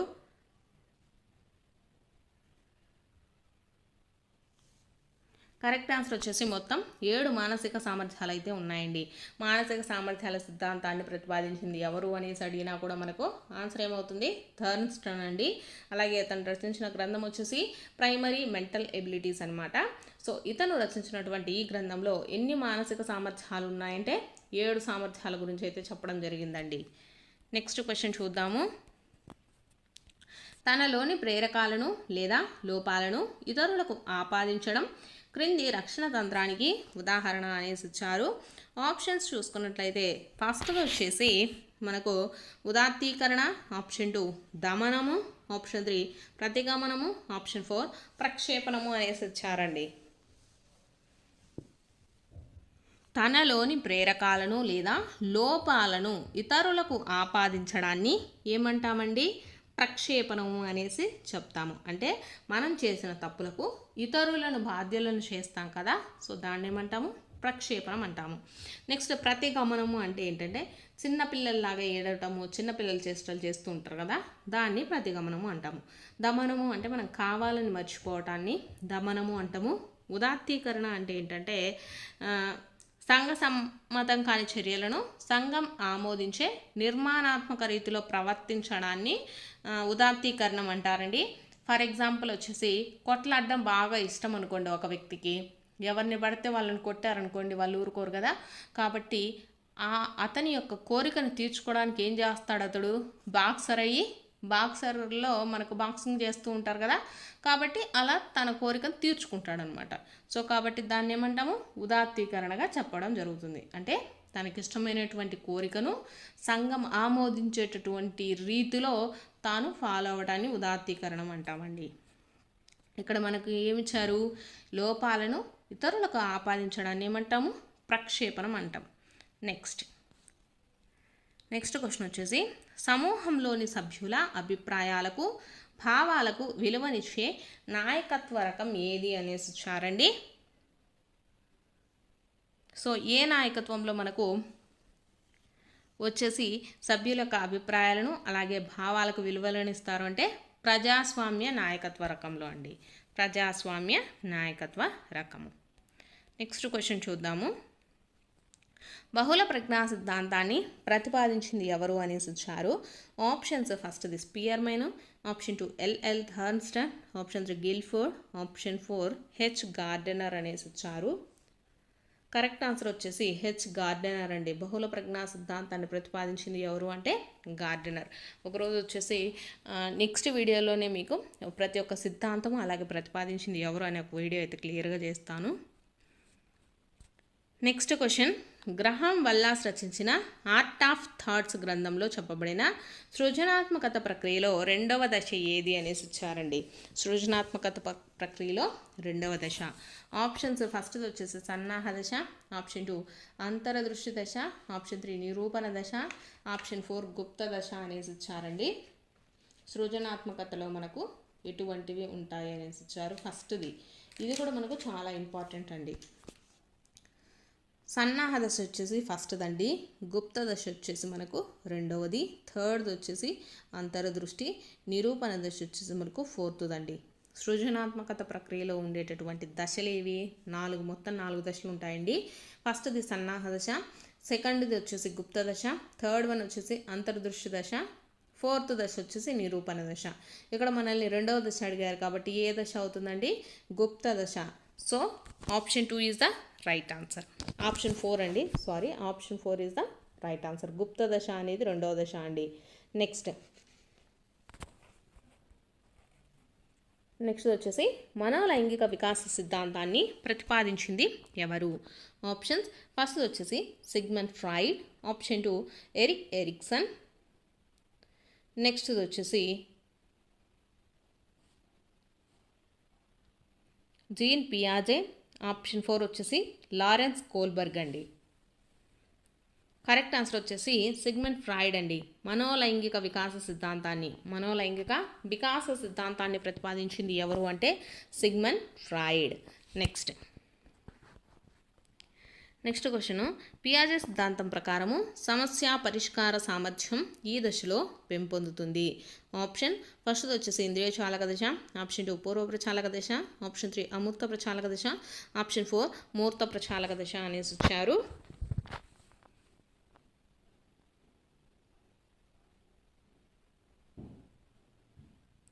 సో మనకు కరెక్ట్ ఆన్సర్ ఏందండి? అమూర్త ప్రచాలక దశ అండి. పియాజే సిద్ధాంతం ప్రకారం మనకు సమస్య పరిష్కార సామర్థ్యం మనకి ఏ దశలో ఉంటుందంటే అమూర్త ప్రచాలక దశలో ఉంటుంది. నెక్స్ట్ క్వశ్చన్ క్రింది వానిలో కౌమార దశ హర్లాక్ ప్రకారం ఎంత అనేసి ఇచ్చారు. మనకు కౌమార దశను చూసుకున్నట్లయితే 13 లేదా 14 సంవత్సరాల నుండి 18 సంవత్సరాల వరకు అండి. 14 సంవత్సరాలు అంటే ఒక 13 నుంచి 18 సంవత్సరాల వరకు మధ్యలో ఉంటే దాన్ని కౌమార దశగా చెప్పడం జరుగుతుంది.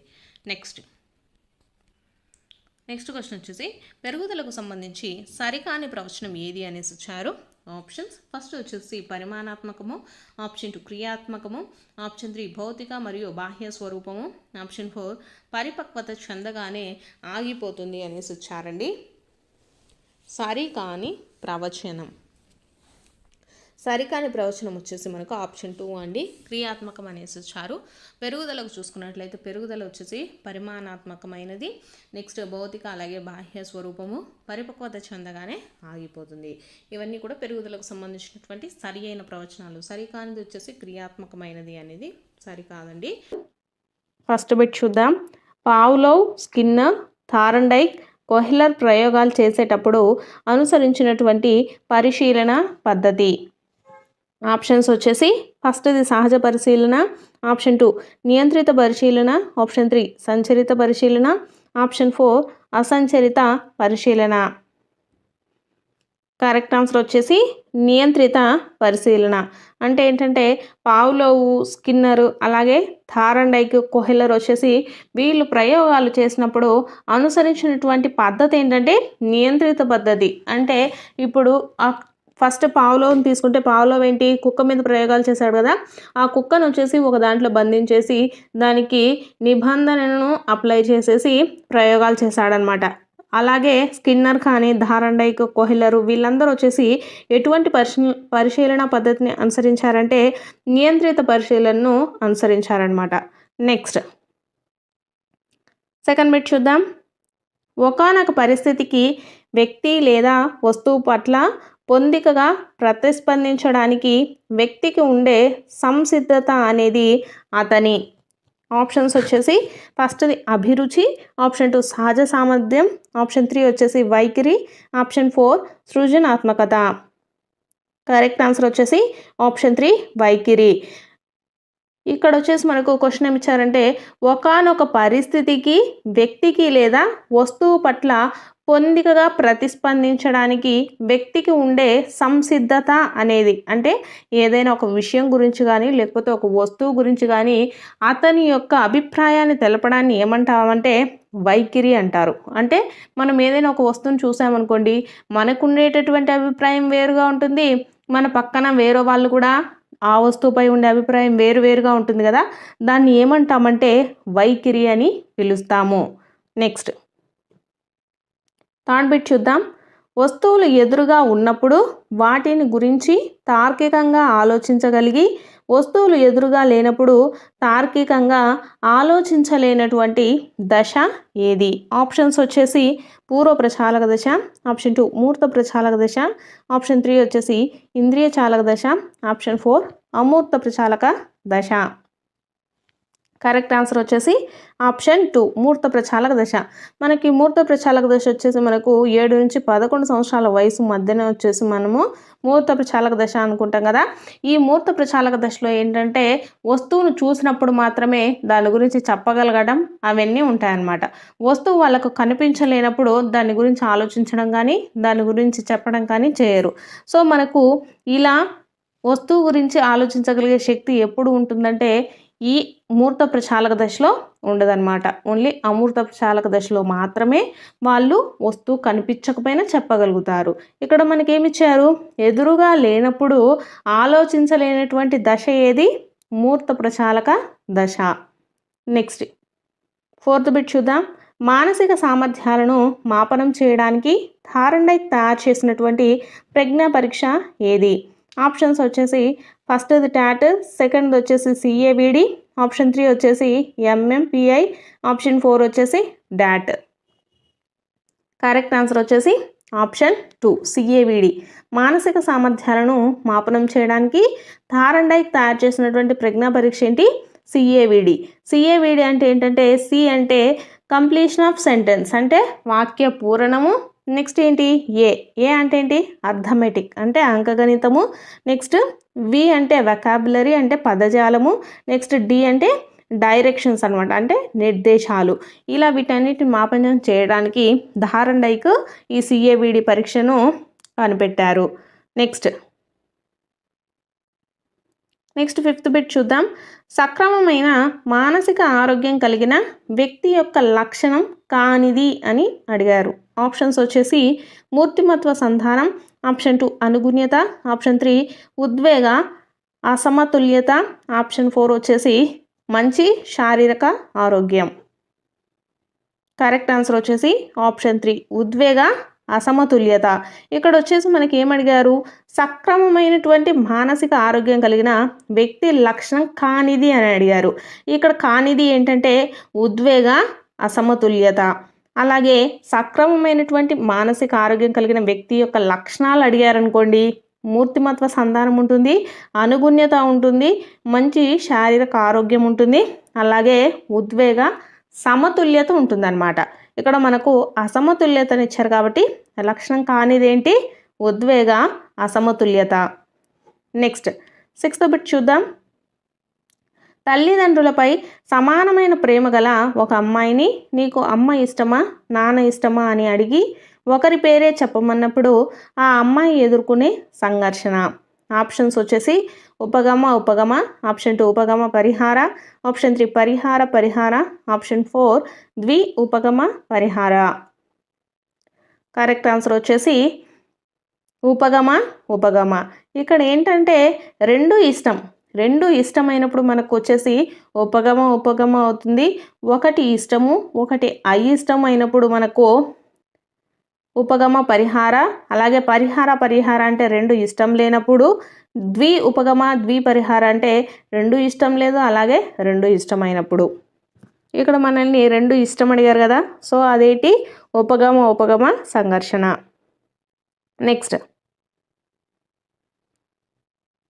నెక్స్ట్ బిట్ వచ్చేసి అధికారి శిక్షిస్తాడని కాకుండా తను పనిచేస్తున్న సంస్థ అభివృద్ధికి తోడ్పడటం ఒక ఉద్యోగిగా తన బాధ్యతని తలచి సంస్థ అభివృద్ధి కోసం కృషి చేసే ఉద్యోగి యొక్క నైతిక స్థాయి. ఆప్షన్స్ వచ్చేసి ఫస్ట్ది వచ్చేసి 6వ దశ ఉత్తర సాంప్రదాయ దశ, ఆప్షన్ 2 వచ్చేసి 5వ దశ ఉత్తర సాంప్రదాయ దశ, నెక్స్ట్ సాంప్రదాయ దశలో ఉండేటటువంటి 4, 3 అని ఆప్షన్స్ ఇస్తారు. మనకి ఇక్కడ వచ్చేసి ఆన్సర్ ఏంటంటే కరెక్ట్ ఆన్సర్ వచ్చేసి ఆప్షన్ 1 6వ దశ ఉత్తర సాంప్రదాయ దశ. ఈ 6వ దశలో ఏంటంటే మనము విశ్వజనీన నైతిక సూత్రాలు అంటే మన ఆత్మ సాక్షిగా అంతర్గతంగా రూపుదిద్దుకునేటటువంటి అంశాల ఆధారంగా అంటే తన బాధ్యత అని తను తెలుసుకొని తను పని చేయడం కానీ లేకపోతే ఆత్మసాక్షిగా ఇటువంటి అంశాలన్నీ మనకు ఉత్తర సాంప్రదాయ స్థాయిలోకి వస్తాయి. నెక్స్ట్ 5వ దశ ఇచ్చారు కదా, మనకు 5వ దశలో ఏంటంటే వ్యక్తిగత సాంఘిక ఒప్పందాలు కానీ లేకపోతే అంగీకరించబడ్డ చట్టనీతి ఇవన్నీ వచ్చేసి మనకు 5వ దశలో ఉంటాయి. నెక్స్ట్ 4వ దశ చూసుకున్నట్లయితే 4వ దశలో వచ్చేసి మనకు ఇక్కడ వచ్చేసి అధికారం సాంఘిక క్రమాన్ని నిర్వహించే నీతి అంటే ఏంటి, మనకు సహజ నియమాలను తప్పకుండా అంటే తూచా తప్పకుండా పాటించాలనేటటువంటి నీతి వచ్చేసి మనకు 4వ దశకు సంబంధించింది. నెక్స్ట్ 3వ దశ ఏంటి, మంచి బాలుడు మంచి బాలిక అనిపించుకునేటటువంటి నీతి. ఇక్కడ బాధ్యత అని ఇచ్చారు కదా, సో ఇది వచ్చేసి మనకు 6వ దశకి సంబంధించింది. నెక్స్ట్ 8 బిట్ వచ్చేసి ఈ గ్రంథి స్రావకం ఎక్కువగా ఉంటే వ్యక్తి ప్రభావశీలిగా అత్యాశపరుడిగా ఉంటాడు. ఆప్షన్స్ వచ్చేసి ఫస్ట్ది టెస్టోస్టిరాన్, ఆప్షన్ 2 అడ్రినల్, ఆప్షన్ 3 వచ్చేసి థైరాక్సిన్, ఆప్షన్ 4 వచ్చేసి ప్రొజెస్టెరాన్. కరెక్ట్ ఆన్సర్ వచ్చేసి ఆప్షన్ 3 థైరాక్సిన్ గ్రంథి వచ్చేసి ఇది ఎక్కువగా ఉంటే వాళ్ళు ఎలా ఉంటారంటే ప్రభావశీలిగా అలాగే అత్యాశపరుడుగా ఉంటారు. నెక్స్ట్ 9th బిట్ చూద్దాం. ఎరిక్సన్ ప్రకారము ఉత్తమ శైశవ దశలోని పిల్లవాడు ఎదుర్కొనే మనోసాంఘిక క్లిష్ట పరిస్థితి ఏది? ఆప్షన్స్ వచ్చేసి ఫస్ట్ది నమ్మకం వర్సెస్ అపనమ్మకం, ఆప్షన్ 2 వచ్చేసి సన్నిహితం వర్సెస్ ఏకాంతం, ఆప్షన్ 3 శ్రమించడం వర్సెస్ న్యూనత, ఆప్షన్ 4 వచ్చేసి స్వయం ప్రతిపత్తి వర్సెస్ సందేహం. కరెక్ట్ ఆన్సర్ వచ్చేసి ఆప్షన్ 4 స్వయం ప్రతిపత్తి వర్సెస్ సందేహం.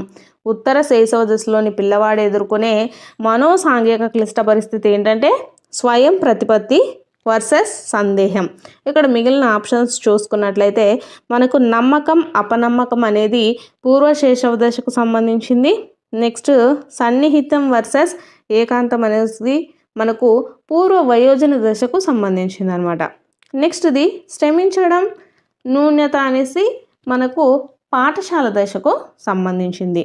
ఇక్కడ మనకు ఉత్తర శైశవ దశ ఇచ్చారు కదా, ఉత్తర శైశవ దశలో పిల్లవాడు ఎదుర్కొనే మనోసాంఘిక క్లిష్ట పరిస్థితి ఏంటంటే స్వయం ప్రతిపత్తి వర్సెస్ సందేహము. నెక్స్ట్ 10th బిట్ చూద్దాం. భోజనం సమయానికి బంధువుల ఇంటికి వెళ్ళిన రాజేష్ తనకు ఆకలి అవుతున్నా ఇప్పుడే భోజనం చేసి వచ్చానని చెప్పడంలోని రక్షణ తంత్రం ఏది? ఆప్షన్స్ వచ్చేసి ఫస్ట్ది ప్రక్షేపణము, ఆప్షన్ 2 ఉపసంహరణ, ఆప్షన్ 3 ప్రేరకం తారుమారు, ఆప్షన్ 4 వచ్చేసి పరిహారం. కరెక్ట్ ఆన్సర్ ఏంటంటే ఆప్షన్ 3 ప్రేరకం తారుమారు. ఇక్కడ ఏంటంటే అతనికి ఆకలి వేస్తున్నా వెయ్యట్లేదని చెప్పే దానిలో ఉండేటటువంటి రక్షక తంత్రం ఏంటి? ప్రేరకం తారుమారు. Next 11th bit. పిల్లల వికాసంలో ఈ దశను ప్రమాద వయసు అని అంటారు. ఆప్షన్స్ వచ్చేసి పూర్వ బాల్య దశ, ఆప్షన్ 2 ఉత్తర బాల్య దశ, ఆప్షన్ 3 కౌమార దశ, ఆప్షన్ 4 వృద్ధాప్య దశ. కరెక్ట్ ఆన్సర్ వచ్చేసి పూర్వ బాల్య దశ. ప్రమాద వయసు అని ఏ బాల్య దశను పిలుస్తారంటే పూర్వ బాల్య దశను పిలుస్తారు. అలాగే ఆత్మభావన కానీ లేకపోతే సాంఘిక వికాసమునకు తొలిమెట్టు ఏది అని అన్నా కూడా మనకు పూర్వ బాల్య దశగానే చెప్తాము. నెక్స్ట్ 12వ బిట్ వికాసం, పరిపక్వత, అభ్యసనాల మధ్య గల సంబంధాన్ని తెలిపే సరి అయిన సమీకరణము ఏది? వికాసం, పరిపక్వత, అభ్యసనాల మధ్య గల సంబంధాన్ని తెలిపే సరి అయిన సమీకరణము ఏది? ఆన్సర్ వచ్చేసి ఆప్షన్ 4 వికాసం ఈక్వల్ టు F ఇంటూ పరిపక్వత ఇంటూ అభ్యాసనం. నెక్స్ట్ 13వ బిట్టు ఆదర్శాల సిద్ధాంతమును ప్రతిపాదించిన వారు ఎవరు? ఆప్షన్స్ వచ్చేసి E L Thorndike, option 2 W C Bagley, option 3 Charles Judd, option 4 వచ్చేసి స్పియర్మన్. కరెక్ట్ ఆన్సర్ వచ్చేసి ఆప్షన్ 2 డబ్ల్యూసి బాగ్లే. ఇక్కడ వచ్చేసి ఆదర్శాల సిద్ధాంతంను ప్రతిపాదించిన వారెవరు? W C Bagley. నెక్స్ట్ 14వ బిట్ చూద్దాం. అనిత నీటి లోతు పెరిగే కొలది పీడనం పెరుగుతుంది అనే అంశాన్ని ప్రయోగపూర్వకంగా చేసి గుర్తుంచుకుంది. ఇక్కడ స్మృతి రకము. ఆప్షన్స్ వచ్చేసి మనకు ఫస్ట్ది ఏంటంటే క్రియాత్మక స్మృతి, ఆప్షన్ 2 నిష్క్రియాత్మక స్మృతి, ఆప్షన్ 3 బట్టి స్మృతి, ఆప్షన్ 4 తక్షణ స్మృతి. కరెక్ట్ ఆన్సర్ వచ్చేసి క్రియాత్మక స్మృతి. ఇక్కడ వచ్చేసి ప్రయోగపూర్వకంగా చేసి గుర్తుంచుకోవటం అంటే ఏంటంటే క్రియాత్మక స్మృతి. నిష్క్రియాత్మక స్మృతి అంటే ఏంటి? వినటం కానీ చూడటం ద్వారా కానీ గుర్తుపెట్టుకుంటే దాన్ని వచ్చేసి మనము నిష్క్రియాత్మక స్మృతి అని పిలుస్తాము. నెక్స్ట్ బట్టి స్మృతి. బట్టి స్మృతి అంటే ఏంటి? మనకు ఉన్నది ఉన్నట్టు యథాతథంగా నేర్చుకుంటే దాన్ని బట్టి స్మృతి అంటారు. అంటే చిన్నపిల్లలు ఎక్కాలు నేర్చుకుంటుంటారు కదా, అది బట్టి స్మృతికి ఎగ్జాంపుల్. నెక్స్ట్ తక్షణ స్మృతి. తక్షణ స్మృతి అంటే మనకు 1-2 సెకండ్లు మాత్రమే గుర్తు ఉంటాయి కదా.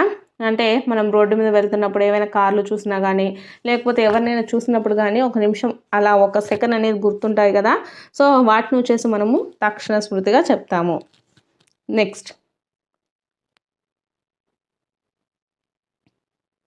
నెక్స్ట్ బిట్ వచ్చేసి డేజావు అనేది ఫ్రెంచ్ పదం, లాటిన్ పదం, గ్రీక్ పదం, జర్మన్ పదం అని ఇచ్చారు.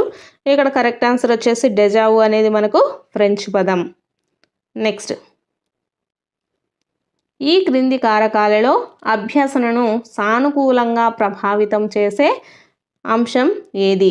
ఆప్షన్స్ వచ్చేసి ఫెయిల్ అవుతాననే భయము, ఆప్షన్ 2 అర్థవంతమైన సంసర్గాలు, ఆప్షన్ 3 తల్లిదండ్రుల నుంచి ఒత్తిడి, ఆప్షన్ 4 అనారోగ్యం. కరెక్ట్ ఆన్సర్ వచ్చేసి ఆప్షన్ 2 అర్థవంతమైన సంసర్గాలు. ఇక్కడ మనల్ని ఏమిచ్చారు? అభ్యసనమును సానుకూలంగా ప్రభావితం చేసేది. అంటే మనం నేర్చుకోవాలి అని ఉన్నప్పుడు మనకు అభ్యసనం ఎలా జరుగుతుంది? అర్థవంతమైనటువంటి సంసర్గాలు చేసుకున్నప్పుడే మనకు అభ్యసనం. అర్థవంతమైన సంసర్గాలంటే మనం అక్కడ చదివినటువంటి దానికి మనము గుర్తు పెట్టుకొని అభ్యసనం చేస్తే మాత్రమే మనకు గుర్తుంటుంది కదా. సో ఇక్కడ ఫెయిల్ అవుతాననే భయం ఉంటే మనకు అభ్యసనం అనేది జరగదు. తల్లిదండ్రుల నుంచి ఒత్తిడి ఉన్నప్పుడు కూడా మనకు అభ్యసనం సానుకూలంగా జరగదు. అనారోగ్యంగా ఉన్నా కూడా జరగదు. సో మనకు అర్థవంతమైన సంసర్గాలు ఉన్నది అక్కడ మనం అర్థం చేసుకొని వాటికి సంబంధించిన అంశాలన్నీ జోడించుకుంటూ చదివితేనే మనకు అభ్యాసం అనేది సానుకూలంగా జరుగుతుంది. కాబట్టి ఇక్కడ ఆన్సర్ ఏంటి? అర్థవంతమైన సంసర్గాలు. నెక్స్ట్ 17వ బిట్ ఇంటి పనిని ప్రోత్సహించే అభ్యసన నియమం. ఆప్షన్స్ వచ్చేది ఫస్ట్ది సంసిద్ధత నియమం, ఆప్షన్ 2 అభ్యాస నియమం, ఆప్షన్ 3 ఫలిత నియమం, ఆప్షన్ 4 సామీప్యత నియమం. కరెక్ట్ ఆన్సర్ వచ్చేసి అభ్యాస నియమం. ఇంటి పనిని ప్రోత్సహించే అభ్యాసన నియమం ఏంటి? అభ్యాసన నియమం. అలాగే అభ్యాసం కూసు విద్య అనేది కూడా మనకు అభ్యాస నియమం కిందనే వస్తుంది. నెక్స్ట్ పిల్లలు సాధారణంగా వారి దగ్గరకు అపరిచితులు వచ్చినప్పుడు భయపడతారు. కానీ వారు తెచ్చిన బహుమతుల పట్ల పిల్లల ఆకర్షితులై అపరిచితుల పట్ల భయం పోగొట్టుకొని అభిమానాన్ని పెంచుకుంటారు. దీనికి కారణము ఆప్షన్స్ వచ్చేసి ఫస్ట్ది పునర్భరణ నియమము, ఆప్షన్ 2 విరమణ నియమం, ఆప్షన్ 3 ఆయత్న సిద్ధ సాపస్థ్యం, ఆప్షన్ 4 సామాన్యీకరణము. కరెక్ట్ ఆన్సర్ వచ్చేసి పునర్భరణ నియమము.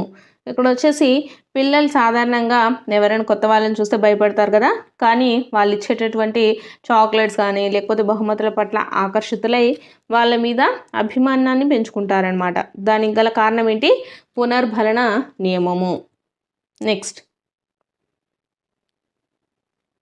పరిశీలన అభ్యాసనంలో వ్యక్తి నమూనా మరొక వ్యక్తితో మమేకమై అతని ప్రవర్తన అంశాలను ఉద్దేశపూర్వకంగా స్వీకరించే మానసిక ప్రక్రియ ఏది? ఆప్షన్స్ వచ్చేసి ఫస్ట్ది తదాత్మీకరణము, ఆప్షన్ 2 అంతర్లీకరణము, ఆప్షన్ 3 వ్యవస్థీకరణ, ఆప్షన్ 4 నిబంధనము. కరెక్ట్ ఆన్సర్ వచ్చేసి ఆప్షన్ 1 తదాత్మీకరణము. ఇక్కడ ఏంటంటే పరిశీలన అభ్యాసంలో వ్యక్తి నమూనా మరొక వ్యక్తితో మమేకమై, అంటే ఎవరినైనా వ్యక్తులను చూసి ఇమిటేట్ చేస్తూ ఉంటారు కదా, సో అది ఏ మానసిక ప్రక్రియకు సంబంధించిందంటే తాదాత్మీకరణము. నెక్స్ట్ 20వ బిట్టు, ఉన్నత మానసిక ప్రక్రియలు వ్యక్తిలో స్వయం క్రమీకరణకు దారితీస్తాయని అభిప్రాయపడిన వారు ఎవరు? ఆప్షన్స్ వచ్చేసి వైగోట్స్కీ, చోమ్స్కీ, పియాజే, స్కిన్నర్.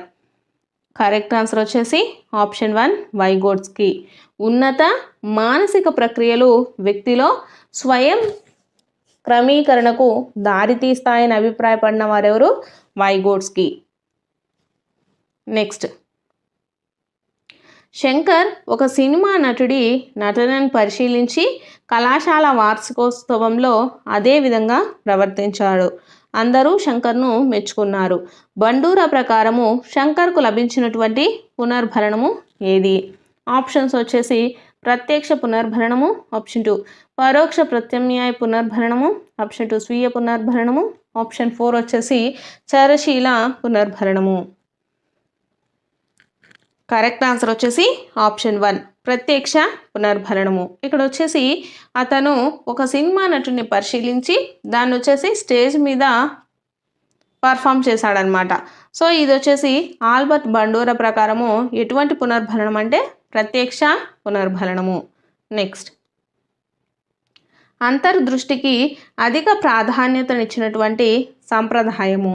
ఆప్షన్స్ వచ్చేసి ప్రవర్తనవాదం, ఆప్షన్ 2 గెస్టాల్ట్ వాదం, ఆప్షన్ 3 వచ్చేసి మనోవిశ్లేషణవాదం, ఆప్షన్ 4 వచ్చేసి సంరచనాత్మక వాదం.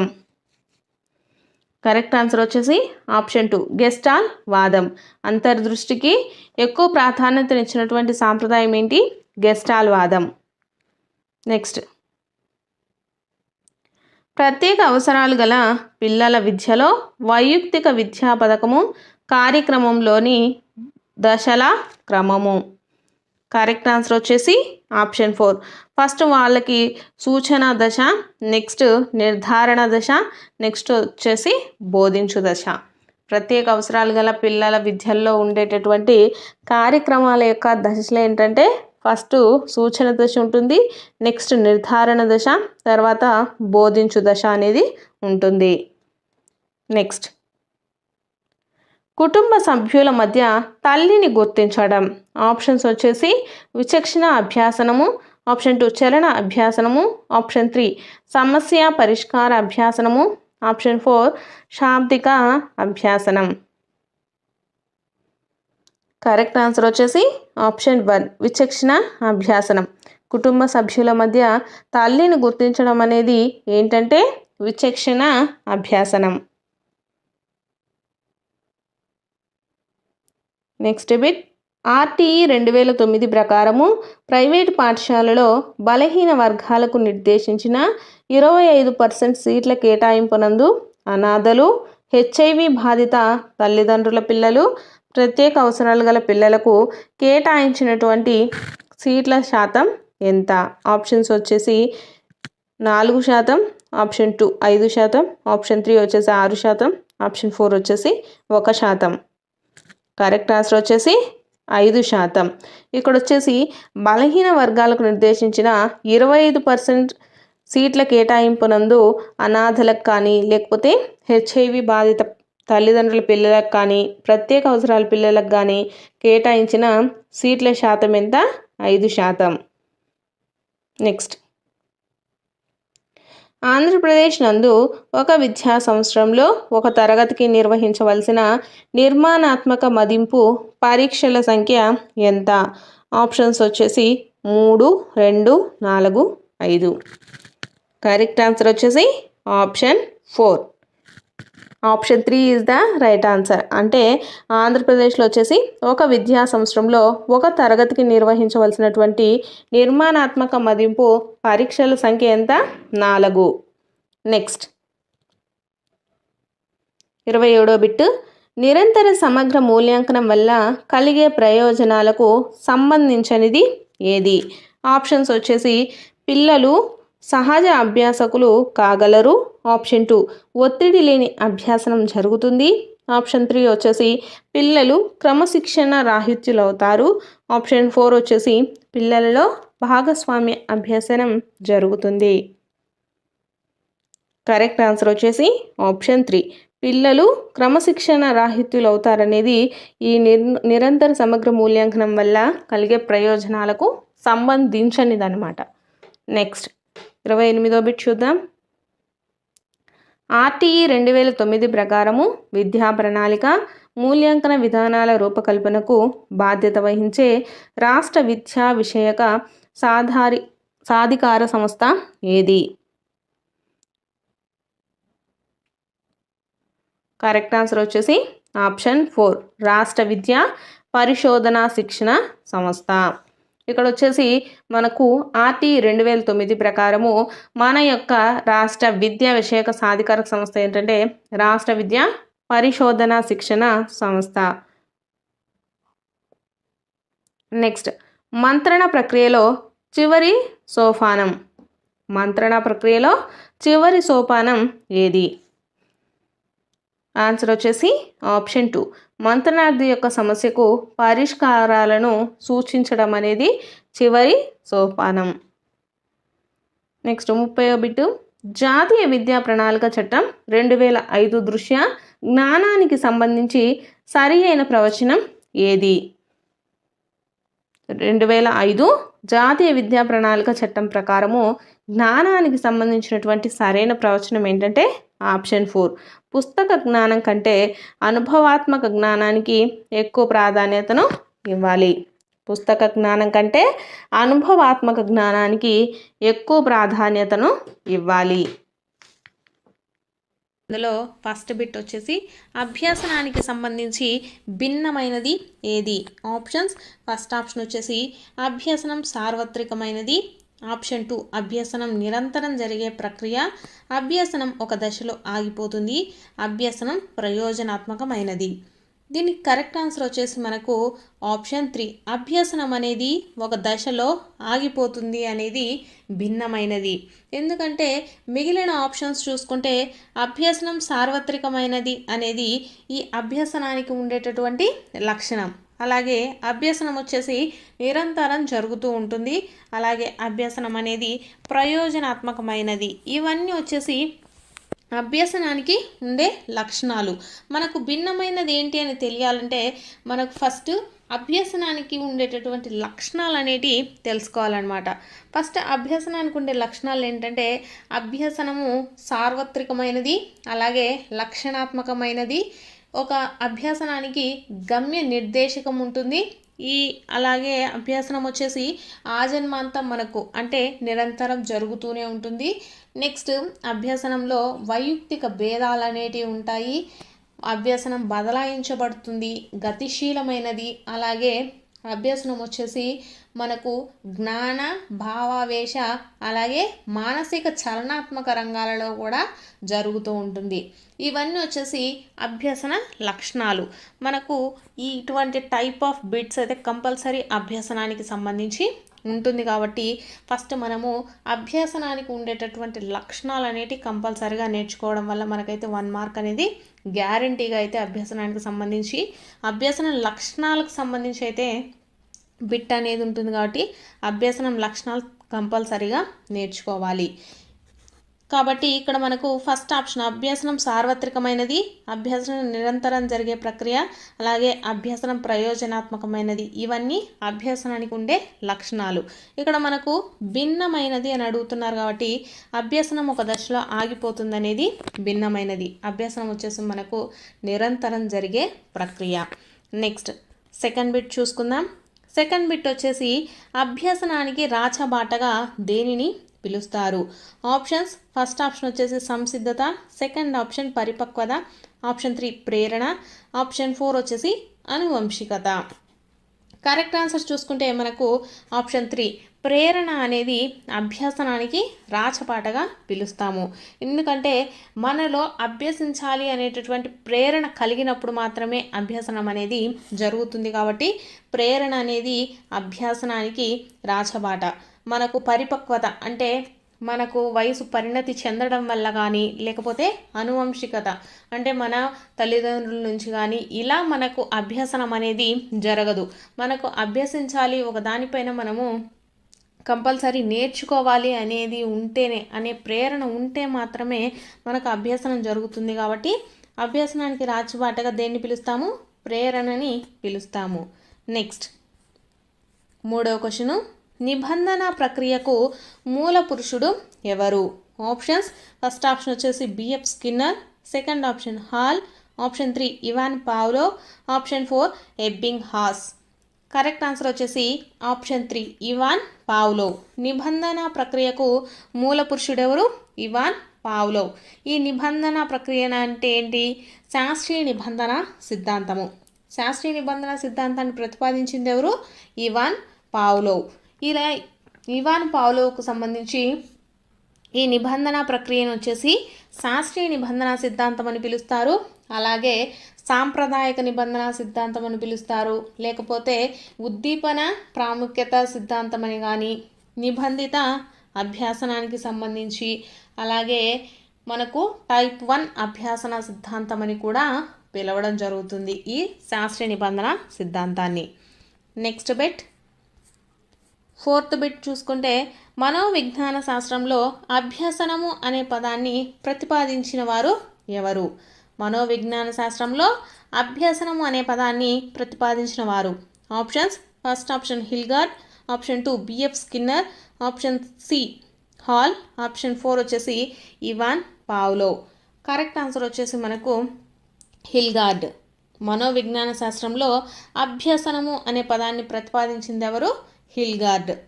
నెక్స్ట్ ఫిఫ్త్ క్వశ్చన్, కార్యసాధక నిబంధన సిద్ధాంతాన్ని ప్రతిపాదించింది ఎవరు? ఆప్షన్స్ ఫస్ట్ ఆప్షన్ వచ్చేసి Pavlo, second option Skinner, option 3 Watson, option 4 Kohler. Correct answer వచ్చేసి మనకు కార్యసాధక నిబంధన సిద్ధాంతాన్ని ప్రతిపాదించింది ఎవరంటే బిఎఫ్ స్కిన్నర్ వచ్చేసి మనకు కార్యసాధక నిబంధన సిద్ధాంతాన్ని ప్రతిపాదించారు. అలాగే ఈయన వచ్చేసి ఈ కార్యసాధక నిబంధన సిద్ధాంతాన్ని ఉపయోగించినటువంటి పరికరం ఏంటంటే స్కిన్నర్ పేటికలో ఇతను ఎలుకను పెట్టేసి ప్రయోగాలను చేశారు.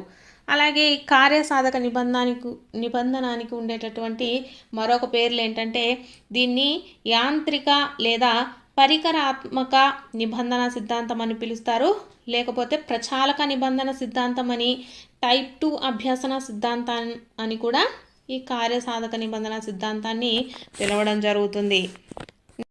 నెక్స్ట్ క్వశ్చన్ వచ్చేసి మెరుపు లాంటి ఆలోచన ద్వారా సమస్య పరిష్కారం రూపొందుతుందని తెలియజేయు సిద్ధాంతం ఏది? ఆప్షన్స్ ఫస్ట్ ఆప్షన్ వచ్చేసి శాస్త్రీయ నిబంధన, ఆప్షన్ 2 కార్యసాధక నిబంధన, ఆప్షన్ 3 వచ్చేసి అంతర్దృష్టి అభ్యసన సిద్ధాంతం, ఆప్షన్ 4 యత్నదోష సిద్ధాంతం. కరెక్ట్ ఆన్సర్ వచ్చేసి ఆప్షన్ 3 అంతరదృష్టి అభ్యాసన సిద్ధాంతం.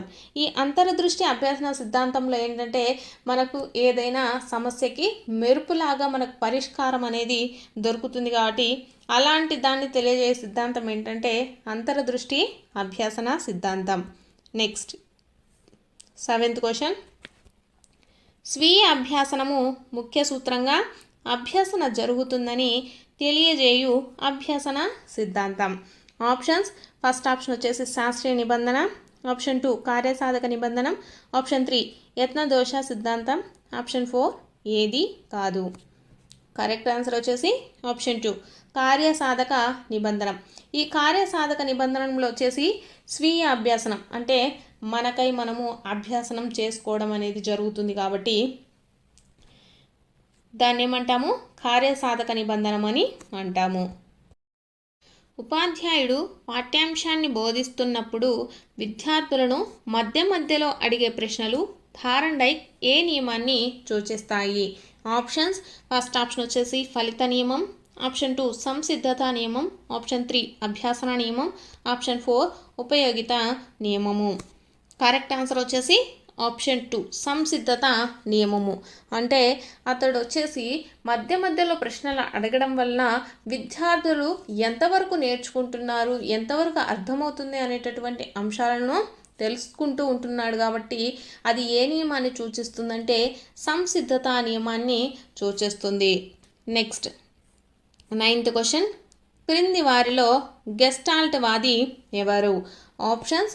ఫస్ట్ ఆప్షన్ వచ్చేసి పావ్లోవ్, సెకండ్ ఆప్షన్ వచ్చేసి కొహిలర్, థర్డ్ ఆప్షన్ వచ్చేసి పియాజే, ఫోర్త్ ఆప్షన్ వచ్చేసి బండూరా.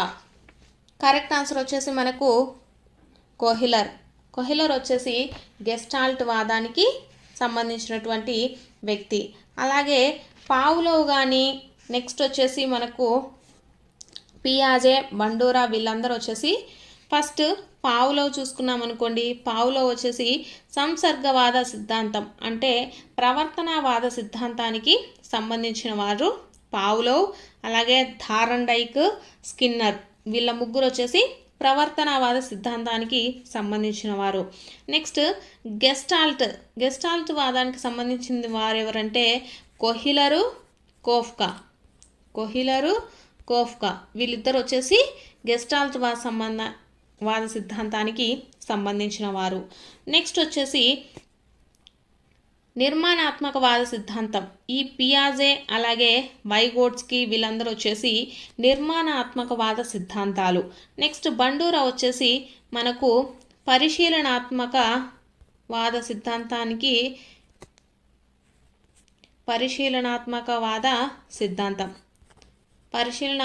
సిద్ధాంతానికి సంబంధించినటువంటి వ్యక్తి ఎవరు బండూరా.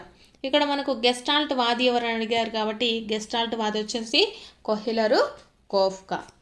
Next 10th bit. ఆధునిక విద్యా మనోవిజ్ఞాన శాస్త్ర పితామహుడు ఎవరు. ఆప్షన్స్. ఫస్ట్ ఆప్షన్ వచ్చేసి కొహిలర్, సెకండ్ ఆప్షన్ వచ్చేసి పియాజే, ఆప్షన్ 3 బండూరా, ఆప్షన్ 4 హెర్బర్ట్. మనకు కరెక్ట్ ఆన్సర్ వచ్చేసి ఆప్షన్ 4 హెర్బర్ట్. ఆధునిక విద్యా మనోవిజ్ఞాన శాస్త్ర పితామహుడు వచ్చేసి హెర్బర్ట్. Next 11th question. అనుభవం వలన శిక్షణ వలన జీవి ప్రవర్తనలో కలిగే దాదాపు శాశ్వత మార్పు అభ్యసనం అని అన్నది ఎవరు. ఆప్షన్స్. ఫస్ట్ ఆప్షన్ వచ్చేసి Hilgard, second option gates, third option Watson, fourth option వచ్చేసి కొహిలర్.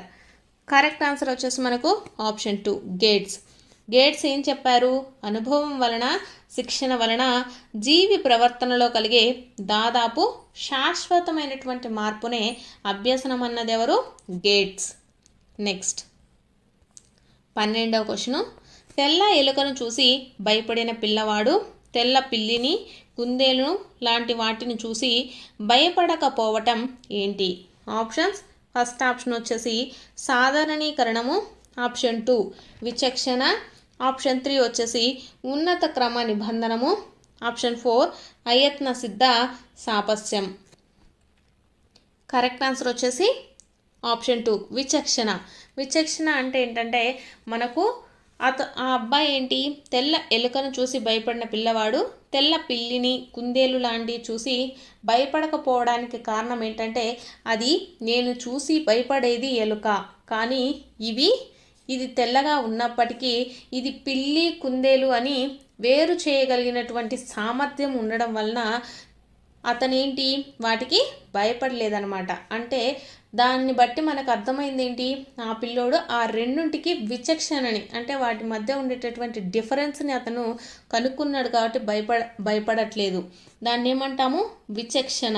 అంటే దేనికి అది ఎలుకే, ఇది పిల్లే అనేసి అతనికి విచక్షణ అనేది ఏర్పడింది, అందుకని భయపడట్లేదు. కాబట్టి కరెక్ట్ ఆన్సర్ వచ్చేసి విచక్షణ. సాధారణీకరణం అంటే ఏంటంటే ఆ రెండు ఒకేలాగా ఉంటే అతనికి విచక్షణ లేకపోతే భయపడతాడు కదా. ఇక్కడ భయపడితే అంటే భయపడుతున్నాడు అంటే మనకు ఆన్సర్ ఏమవుతుంది, సాధారణీకరణం అవుతుంది. ఇక్కడ భయపడకపోవటం అంటే అతనికి డిఫరెన్స్ అనేది తెలుస్తుంది కాబట్టి భయపడట్లేదు, దాన్ని ఏమంటాము, విచక్షణ అంటాము. ఉన్నత క్రమ నిబంధన అంటే ఇది తెల్లగుంది కాబట్టి అది కూడా తెల్లగుంది, ఇది కూడా ఎలుకే అనేసి భయపడ్డాన్ని ఏమంటాము, ఉన్నత క్రమ నిబంధన అంటాము. నెక్స్ట్ వచ్చేసి అయత్న సిద్ధ సాపస్యం అంటే ఏంటి, మనకు అనుకోకుండా అంటే ఇంతకుముందు భయపడుతున్నాము తర్వాత మళ్ళీ అదంటే భయపడటం మానేసాము, కానీ అనుకోకుండా చూసినప్పుడు మళ్ళీ భయపడతాం కదా, దాన్ని ఏమంటామంటే అయత్న సిద్ధ సాపస్యం అని అంటాము.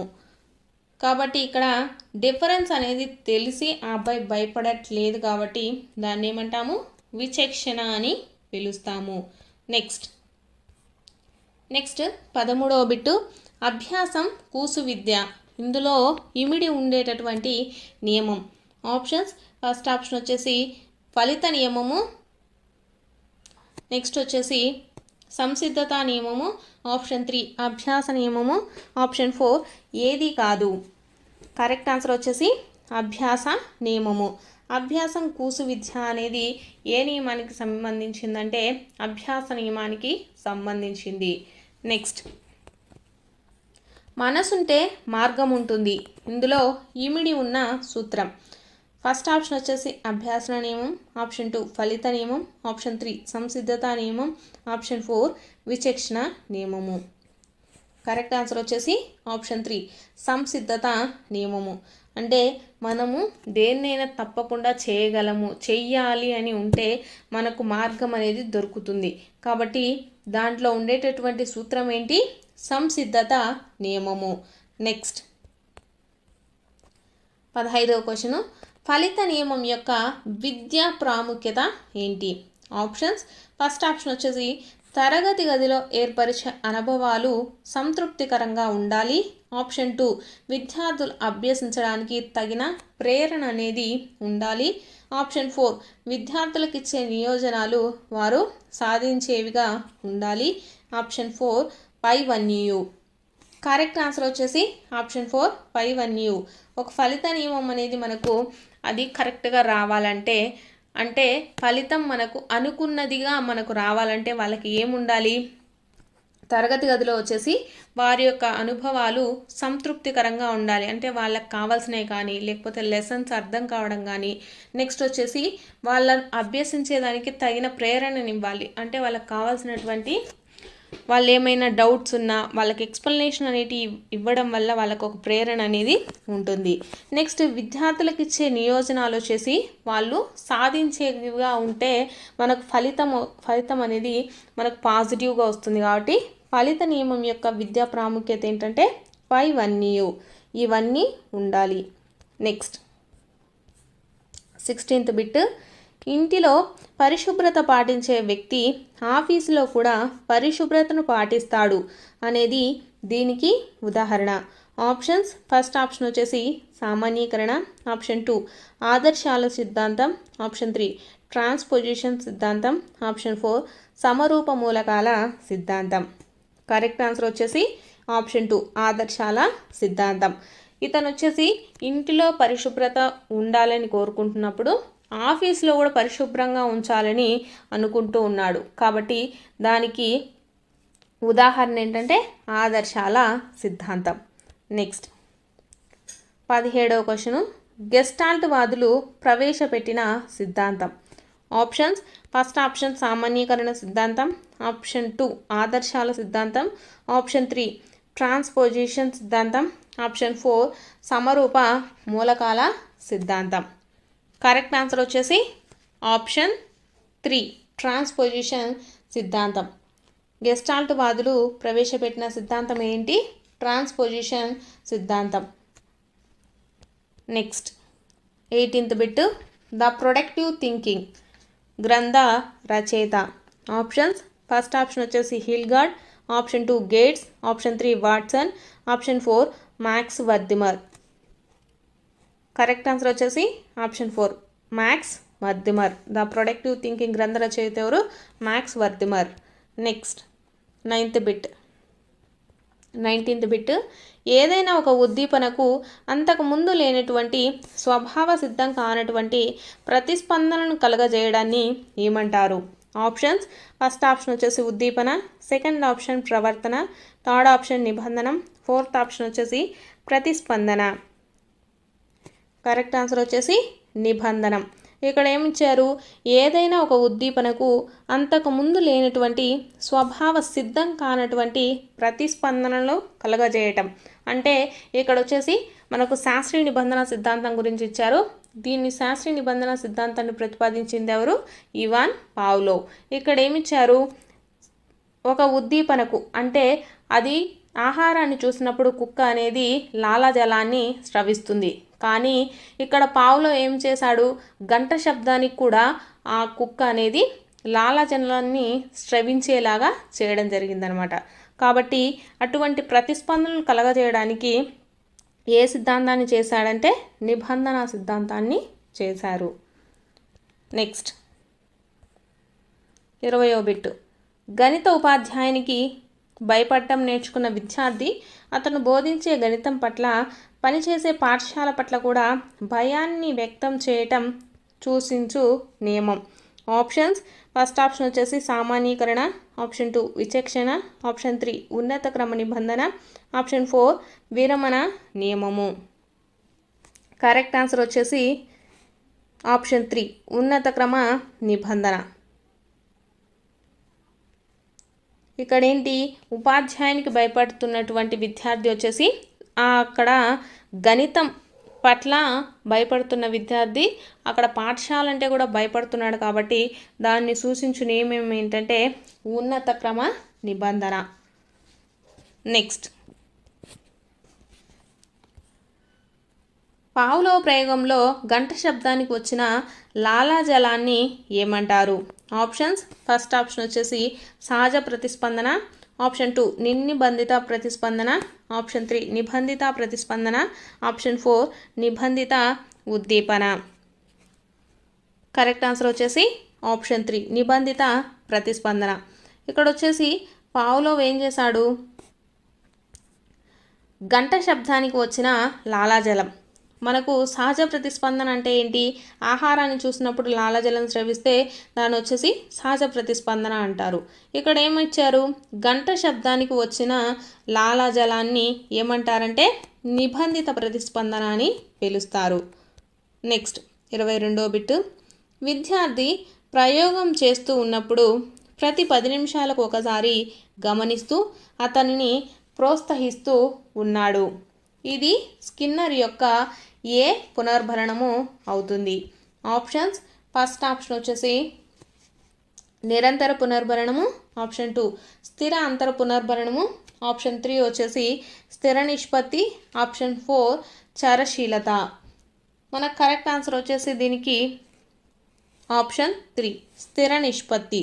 స్థిర నిష్పత్తిలో మనకు ఇతను ఏంటి? ప్రతి 10 నిమిషాలకు ఒకసారి గమనిస్తూ అతనికి ప్రోత్సహిస్తూ ఉన్నాడు. అంటే స్థిర నిష్పత్తి ప్రతి 10 నిమిషాలకు అంటే ప్రతి 10 సెకండ్లకు వాళ్ళని ప్రోత్సహిస్తూ ఉన్నాడు కాబట్టి దాన్ని ఏమంటాము? స్థిర నిష్పత్తి పునర్భరణము అని పిలుస్తాము. ఇక్కడైతే మనకు ఆప్షన్స్ చూసుకుంటే నిరంతర పునర్భరణము. నిరంతర పునర్భరణం అంటే ఏంటంటే ప్రతిసారి అంటే ఒక 10 క్వశ్చన్లు అడుగుతున్నప్పుడు ఫస్ట్ క్వశ్చన్ అడిగినప్పుడు కానీ సెకండ్ క్వశ్చన్ అడిగినప్పుడు కానీ ప్రతిసారి వాళ్ళకి ఏదైనా బహుమతులు కానీ చాక్లెట్స్ కానీ ఇస్తూ ఉంటే దాన్ని ఏమంటాము? నిరంతర పునర్భరణము అని పిలుస్తాము. నెక్స్ట్ వచ్చేసి స్థిర అంతర పునర్భరణము. స్థిర అంతర పునర్భరణం అంటే ఏంటంటే అతను వచ్చేసి ఒక టైం లేకుండా, అంటే ఒక 10 క్వశ్చన్లలో ఎప్పుడో ఒకసారి, అంటే 2 క్వశ్చన్లకు కానీ లేకపోతే 10 క్వశ్చన్లు అయిపోయిన తర్వాత కానీ ఇలా ఎప్పుడో ఆయన ఇష్టం వచ్చినప్పుడు ఇస్తున్నాడు కాబట్టి దాన్ని వచ్చేసి స్థిర అంతర పునర్భరణం అని అంటారు. ఇక్కడ స్థిర నిష్పత్తి అంటే కరెక్ట్గా 10 నిమిషాలకు ఇస్తున్నాడని టైం అనేది మెన్షన్ చేశాడు కాబట్టి దీన్ని స్థిర నిష్పత్తి అని పిలుస్తారు. నెక్స్ట్ చరశీలత. చరశీలత పునర్భరణం అంటే ఏంటంటే అస్థిర కాల వ్యవధులు అలాగే అస్థిర నిష్పత్తులు, అంటే అతనికి ఇష్టం వచ్చినప్పుడు అనమాట. ప్రతి 2 నిమిషాలకు కానీ లేకపోతే ప్రతి 10 క్వశ్చన్లకు కానీ 15 క్వశ్చన్లకు కానీ ఇలా ఎలా పడితే అలా ఉంటాయి కదా, దాన్ని ఏమంటామంటే చరశీలత పునర్భరణం అని పిలుస్తారు. దీనికి కరెక్ట్ ఆన్సర్ వచ్చేసి స్థిర కాల నిష్పత్తి పునర్భరణము. ఇక్కడైతే మిస్ అయింది, ఇది స్థిరకాల నిష్పత్తి అని పిలుస్తారు. ఎందుకంటే ఇక్కడ ప్రతి 10 నిమిషాలకు అతన్ని చూస్తూ ప్రోత్సహిస్తూ ఉన్నాడు కాబట్టి స్థిరకాల నిష్పత్తి పునర్భరణము. నెక్స్ట్ 23వ బిట్టు, తప్పులు చేయటము వాటిని సరిదిద్దుకోవడం ద్వారా అభ్యసనం అనేది సమర్థవంతంగా జరుగుతుందని తెలియజేయు సిద్ధాంతం. ఆప్షన్స్, ఫస్ట్ ఆప్షన్ వచ్చేసి కార్యసాధక నిబంధనం, ఆప్షన్ 2 శాస్త్రీయ నిబంధనం, ఆప్షన్ 3 యత్నదోష సిద్ధాంతం, ఆప్షన్ 4 అంతర్దృష్టి. కరెక్ట్ ఆన్సర్ వచ్చేసి ఆప్షన్ 3 యత్నదోష సిద్ధాంతం. యత్నదోష సిద్ధాంతంలో వచ్చేసి మనకు తప్పులు జరుగుతూ ఉంటాయి, అంటే ఆ మీటని కరెక్ట్గా నొక్కకపోవడం, అలాగే అలా చేస్తూ ఉండడం వల్ల అనుకోకుండా మనకైతే మీట అనేది నొక్కుతారు, అప్పుడు ఆహారం అనేది వస్తుంది. అలా తప్పులు చేస్తూ వాటిని సరిదిద్దుకోవడం జరుగుతుంది కాబట్టి ఆ సిద్ధాంతం ఏంటంటే యత్నదోష అభ్యసన సిద్ధాంతం. నెక్స్ట్ 24వ బిట్టు, క్రింది వాటిలో అత్యంత ప్రతిభావంతమైనటువంటి అభ్యసనం ఏది? ఆప్షన్స్, ఫస్ట్ ఆప్షన్ వచ్చేసి ట్యూషన్స్ ద్వారా అభ్యాసనం, ఆప్షన్ 2 స్కూల్ మాస్టర్ ద్వారా అభ్యాసనం, ఆప్షన్ 3 అభ్యాసనం కోసం అభ్యాసనం, ఆప్షన్ 4 పాఠ్యపుస్తకాల ద్వారా అభ్యాసనం. కరెక్ట్ ఆన్సర్ వచ్చేసి ఆప్షన్ 3 అభ్యాసనం కోసం అభ్యాసం. అంటే మనకు తప్పకుండా అభ్యాసనం జరగాలి, అంటే తప్పకుండా చదవాలి అనేటటువంటిది మనలో ఉంటే మాత్రమే అభ్యాసనం అనేది జరుగుతుంది. టీచర్స్ ద్వారా కానీ స్కూల్ టీచర్స్ ద్వారా కానీ లేకపోతే పాఠ్యపుస్తకాల ద్వారా కానీ మనకు అభ్యాసనం అనేది జరగదు. మనకు చదువుకోవాలి అలాగే మనం అభ్యసించాలి అనేటటువంటిది ఉంటే మాత్రమే అభ్యసనం జరుగుతుంది. కాబట్టి ఇక్కడ అత్యంత ప్రతిభావంతమైనటువంటి అభ్యసనం ఏంటి? అభ్యసనం కోసము అభ్యసనం. నెక్స్ట్ 25వ బిట్టు, అభ్యాసనంలో సంసిద్ధతా సూత్రాన్ని ప్రభావితం చేసే అభ్యాసకుని యొక్క కారకం ఏది? ఆప్షన్స్, ఫస్ట్ ఆప్షన్ వచ్చేసి వయసు, ఆప్షన్ 2 అలసట, ఆప్షన్ 3 పరిణతి, ఆప్షన్ 4 అవధానము. కరెక్ట్ ఆన్సర్ వచ్చేసి ఆప్షన్ 3 పరిణతి. మనకు అభ్యసనంలో సంసిద్ధతా సూత్రం ఉంది కదా, ఈ సంసిద్ధతా సూత్రం మనకేం తెలియజేస్తుందంటే ఏదైనా మనం నేర్చుకోవాలి అని అనుకుంటే దానికి సంబంధించినటువంటి శారీరక వయస్సు అంటే పరిణతి అనేది మనకు తగినట్టుగా ఉండాలి. నెక్స్ట్ 26వ బిట్టు, అభ్యాసనం సమర్థవంతంగా జరగాలంటే అభ్యాసన వాతావరణము ఎలా ఉండాలి? ఆప్షన్స్, ఫస్ట్ ఆప్షన్ వచ్చేసి అధికారయుత, ఆప్షన్ 2 నియంతృత్వ, ఆప్షన్ 3 ప్రజాస్వామ్య, ఆప్షన్ 4 సహభాగేతర. కరెక్ట్ ఆన్సర్ వచ్చేసి ఆప్షన్ 3 ప్రజాస్వామ్య. మనకు ప్రజాస్వామ్య వాతావరణం ఉన్నప్పుడు మాత్రమే అభ్యాసనం అనేది సమర్థవంతంగా జరుగుతుంది. అధికారయుత అంటే మన మీద అధికారం చలాయించినా, లేకపోతే నియంతృత్వ అంటే ఇది ఇలానే చేయాలి అలానే చేయాలి అనేది నియంతృత్వం ఉన్నా కూడా మనకు నెక్స్ట్ సహభాగేతర, ఈ 3 వాటిల్లో మనకు అభ్యాసనం అనేది సమర్థవంతంగా జరగదు. ఓన్లీ ప్రజాస్వామ్య వాతావరణంలో మాత్రమే మనకు అభ్యాసన సమర్థవంతంగా జరుగుతుంది. నెక్స్ట్ 27వ బిట్టు, పాఠ్యాంశాల భవిష్యత్ అవసరాలు తెలియజేస్తూ పాఠ్యాంశాలను బోధిస్తూ ఉపాధ్యాయుడు అనుసరిస్తూ ఉన్నటువంటి నియమం. ఆప్షన్స్, ఫస్ట్ ఆప్షన్ వచ్చేసి సంసిద్ధతా నియమము, ఆప్షన్ 2 అభ్యాస నియమము, ఆప్షన్ 3 ఫలిత నియమం, ఆప్షన్ 4 అభ్యాసన నియమము. కరెక్ట్ ఆన్సర్ వచ్చేసి సంసిద్ధత నియమము. పాఠ్యాంశాల భవిష్యత్తు అవసరాలు అంటే మనం ఏదైనా నేర్చుకుంటున్నామంటే అది మనకు భవిష్యత్తులో ఎంత ఉపయోగపడుతుందో తెలియజేస్తూ ఆ పాఠ్యాంశాలను బోధిస్తూ ఉన్నాడు ఉపాధ్యాయుడు. అయితే అతను ఏ నియమాన్ని పాటిస్తున్నాడంటే సంసిద్ధత నియమాన్ని పాటిస్తున్నాడు. నెక్స్ట్ 28వ బిట్, ఫాదర్ ఆఫ్ గెస్టాల్ట్ సైకాలజీగా ఎవరిని పిలుస్తారు? ఆప్షన్స్, ఫస్ట్ ఆప్షన్ వచ్చేసి Kohler, option 2 Koffka, option 3 Wertheimer, option 4 పియాజే. కరెక్ట్ ఆన్సర్ వచ్చేసి option 4 Max Wertheimer. Father of Gestalt సైకాలజీగా ఎవరిని పిలుస్తారంటే వర్దిమర్. ఇవి వచ్చేసి సైకాలజీలో ఉండేటటువంటి అభ్యాసనానికి సంబంధించి పార్ట్ 1 ఇంపార్టెంట్ బిట్స్. మీకు కనుక వీడియో నచ్చినట్లయితే తప్పకుండా లైక్ చేయండి. అలాగే మీ ఫ్రెండ్స్ ఎవరైనా ఉంటే షేర్ చేయండి. ఈ ఛానల్ని కొత్తగా చూస్తున్న వారైతే సబ్స్క్రైబ్ చేసుకోండి.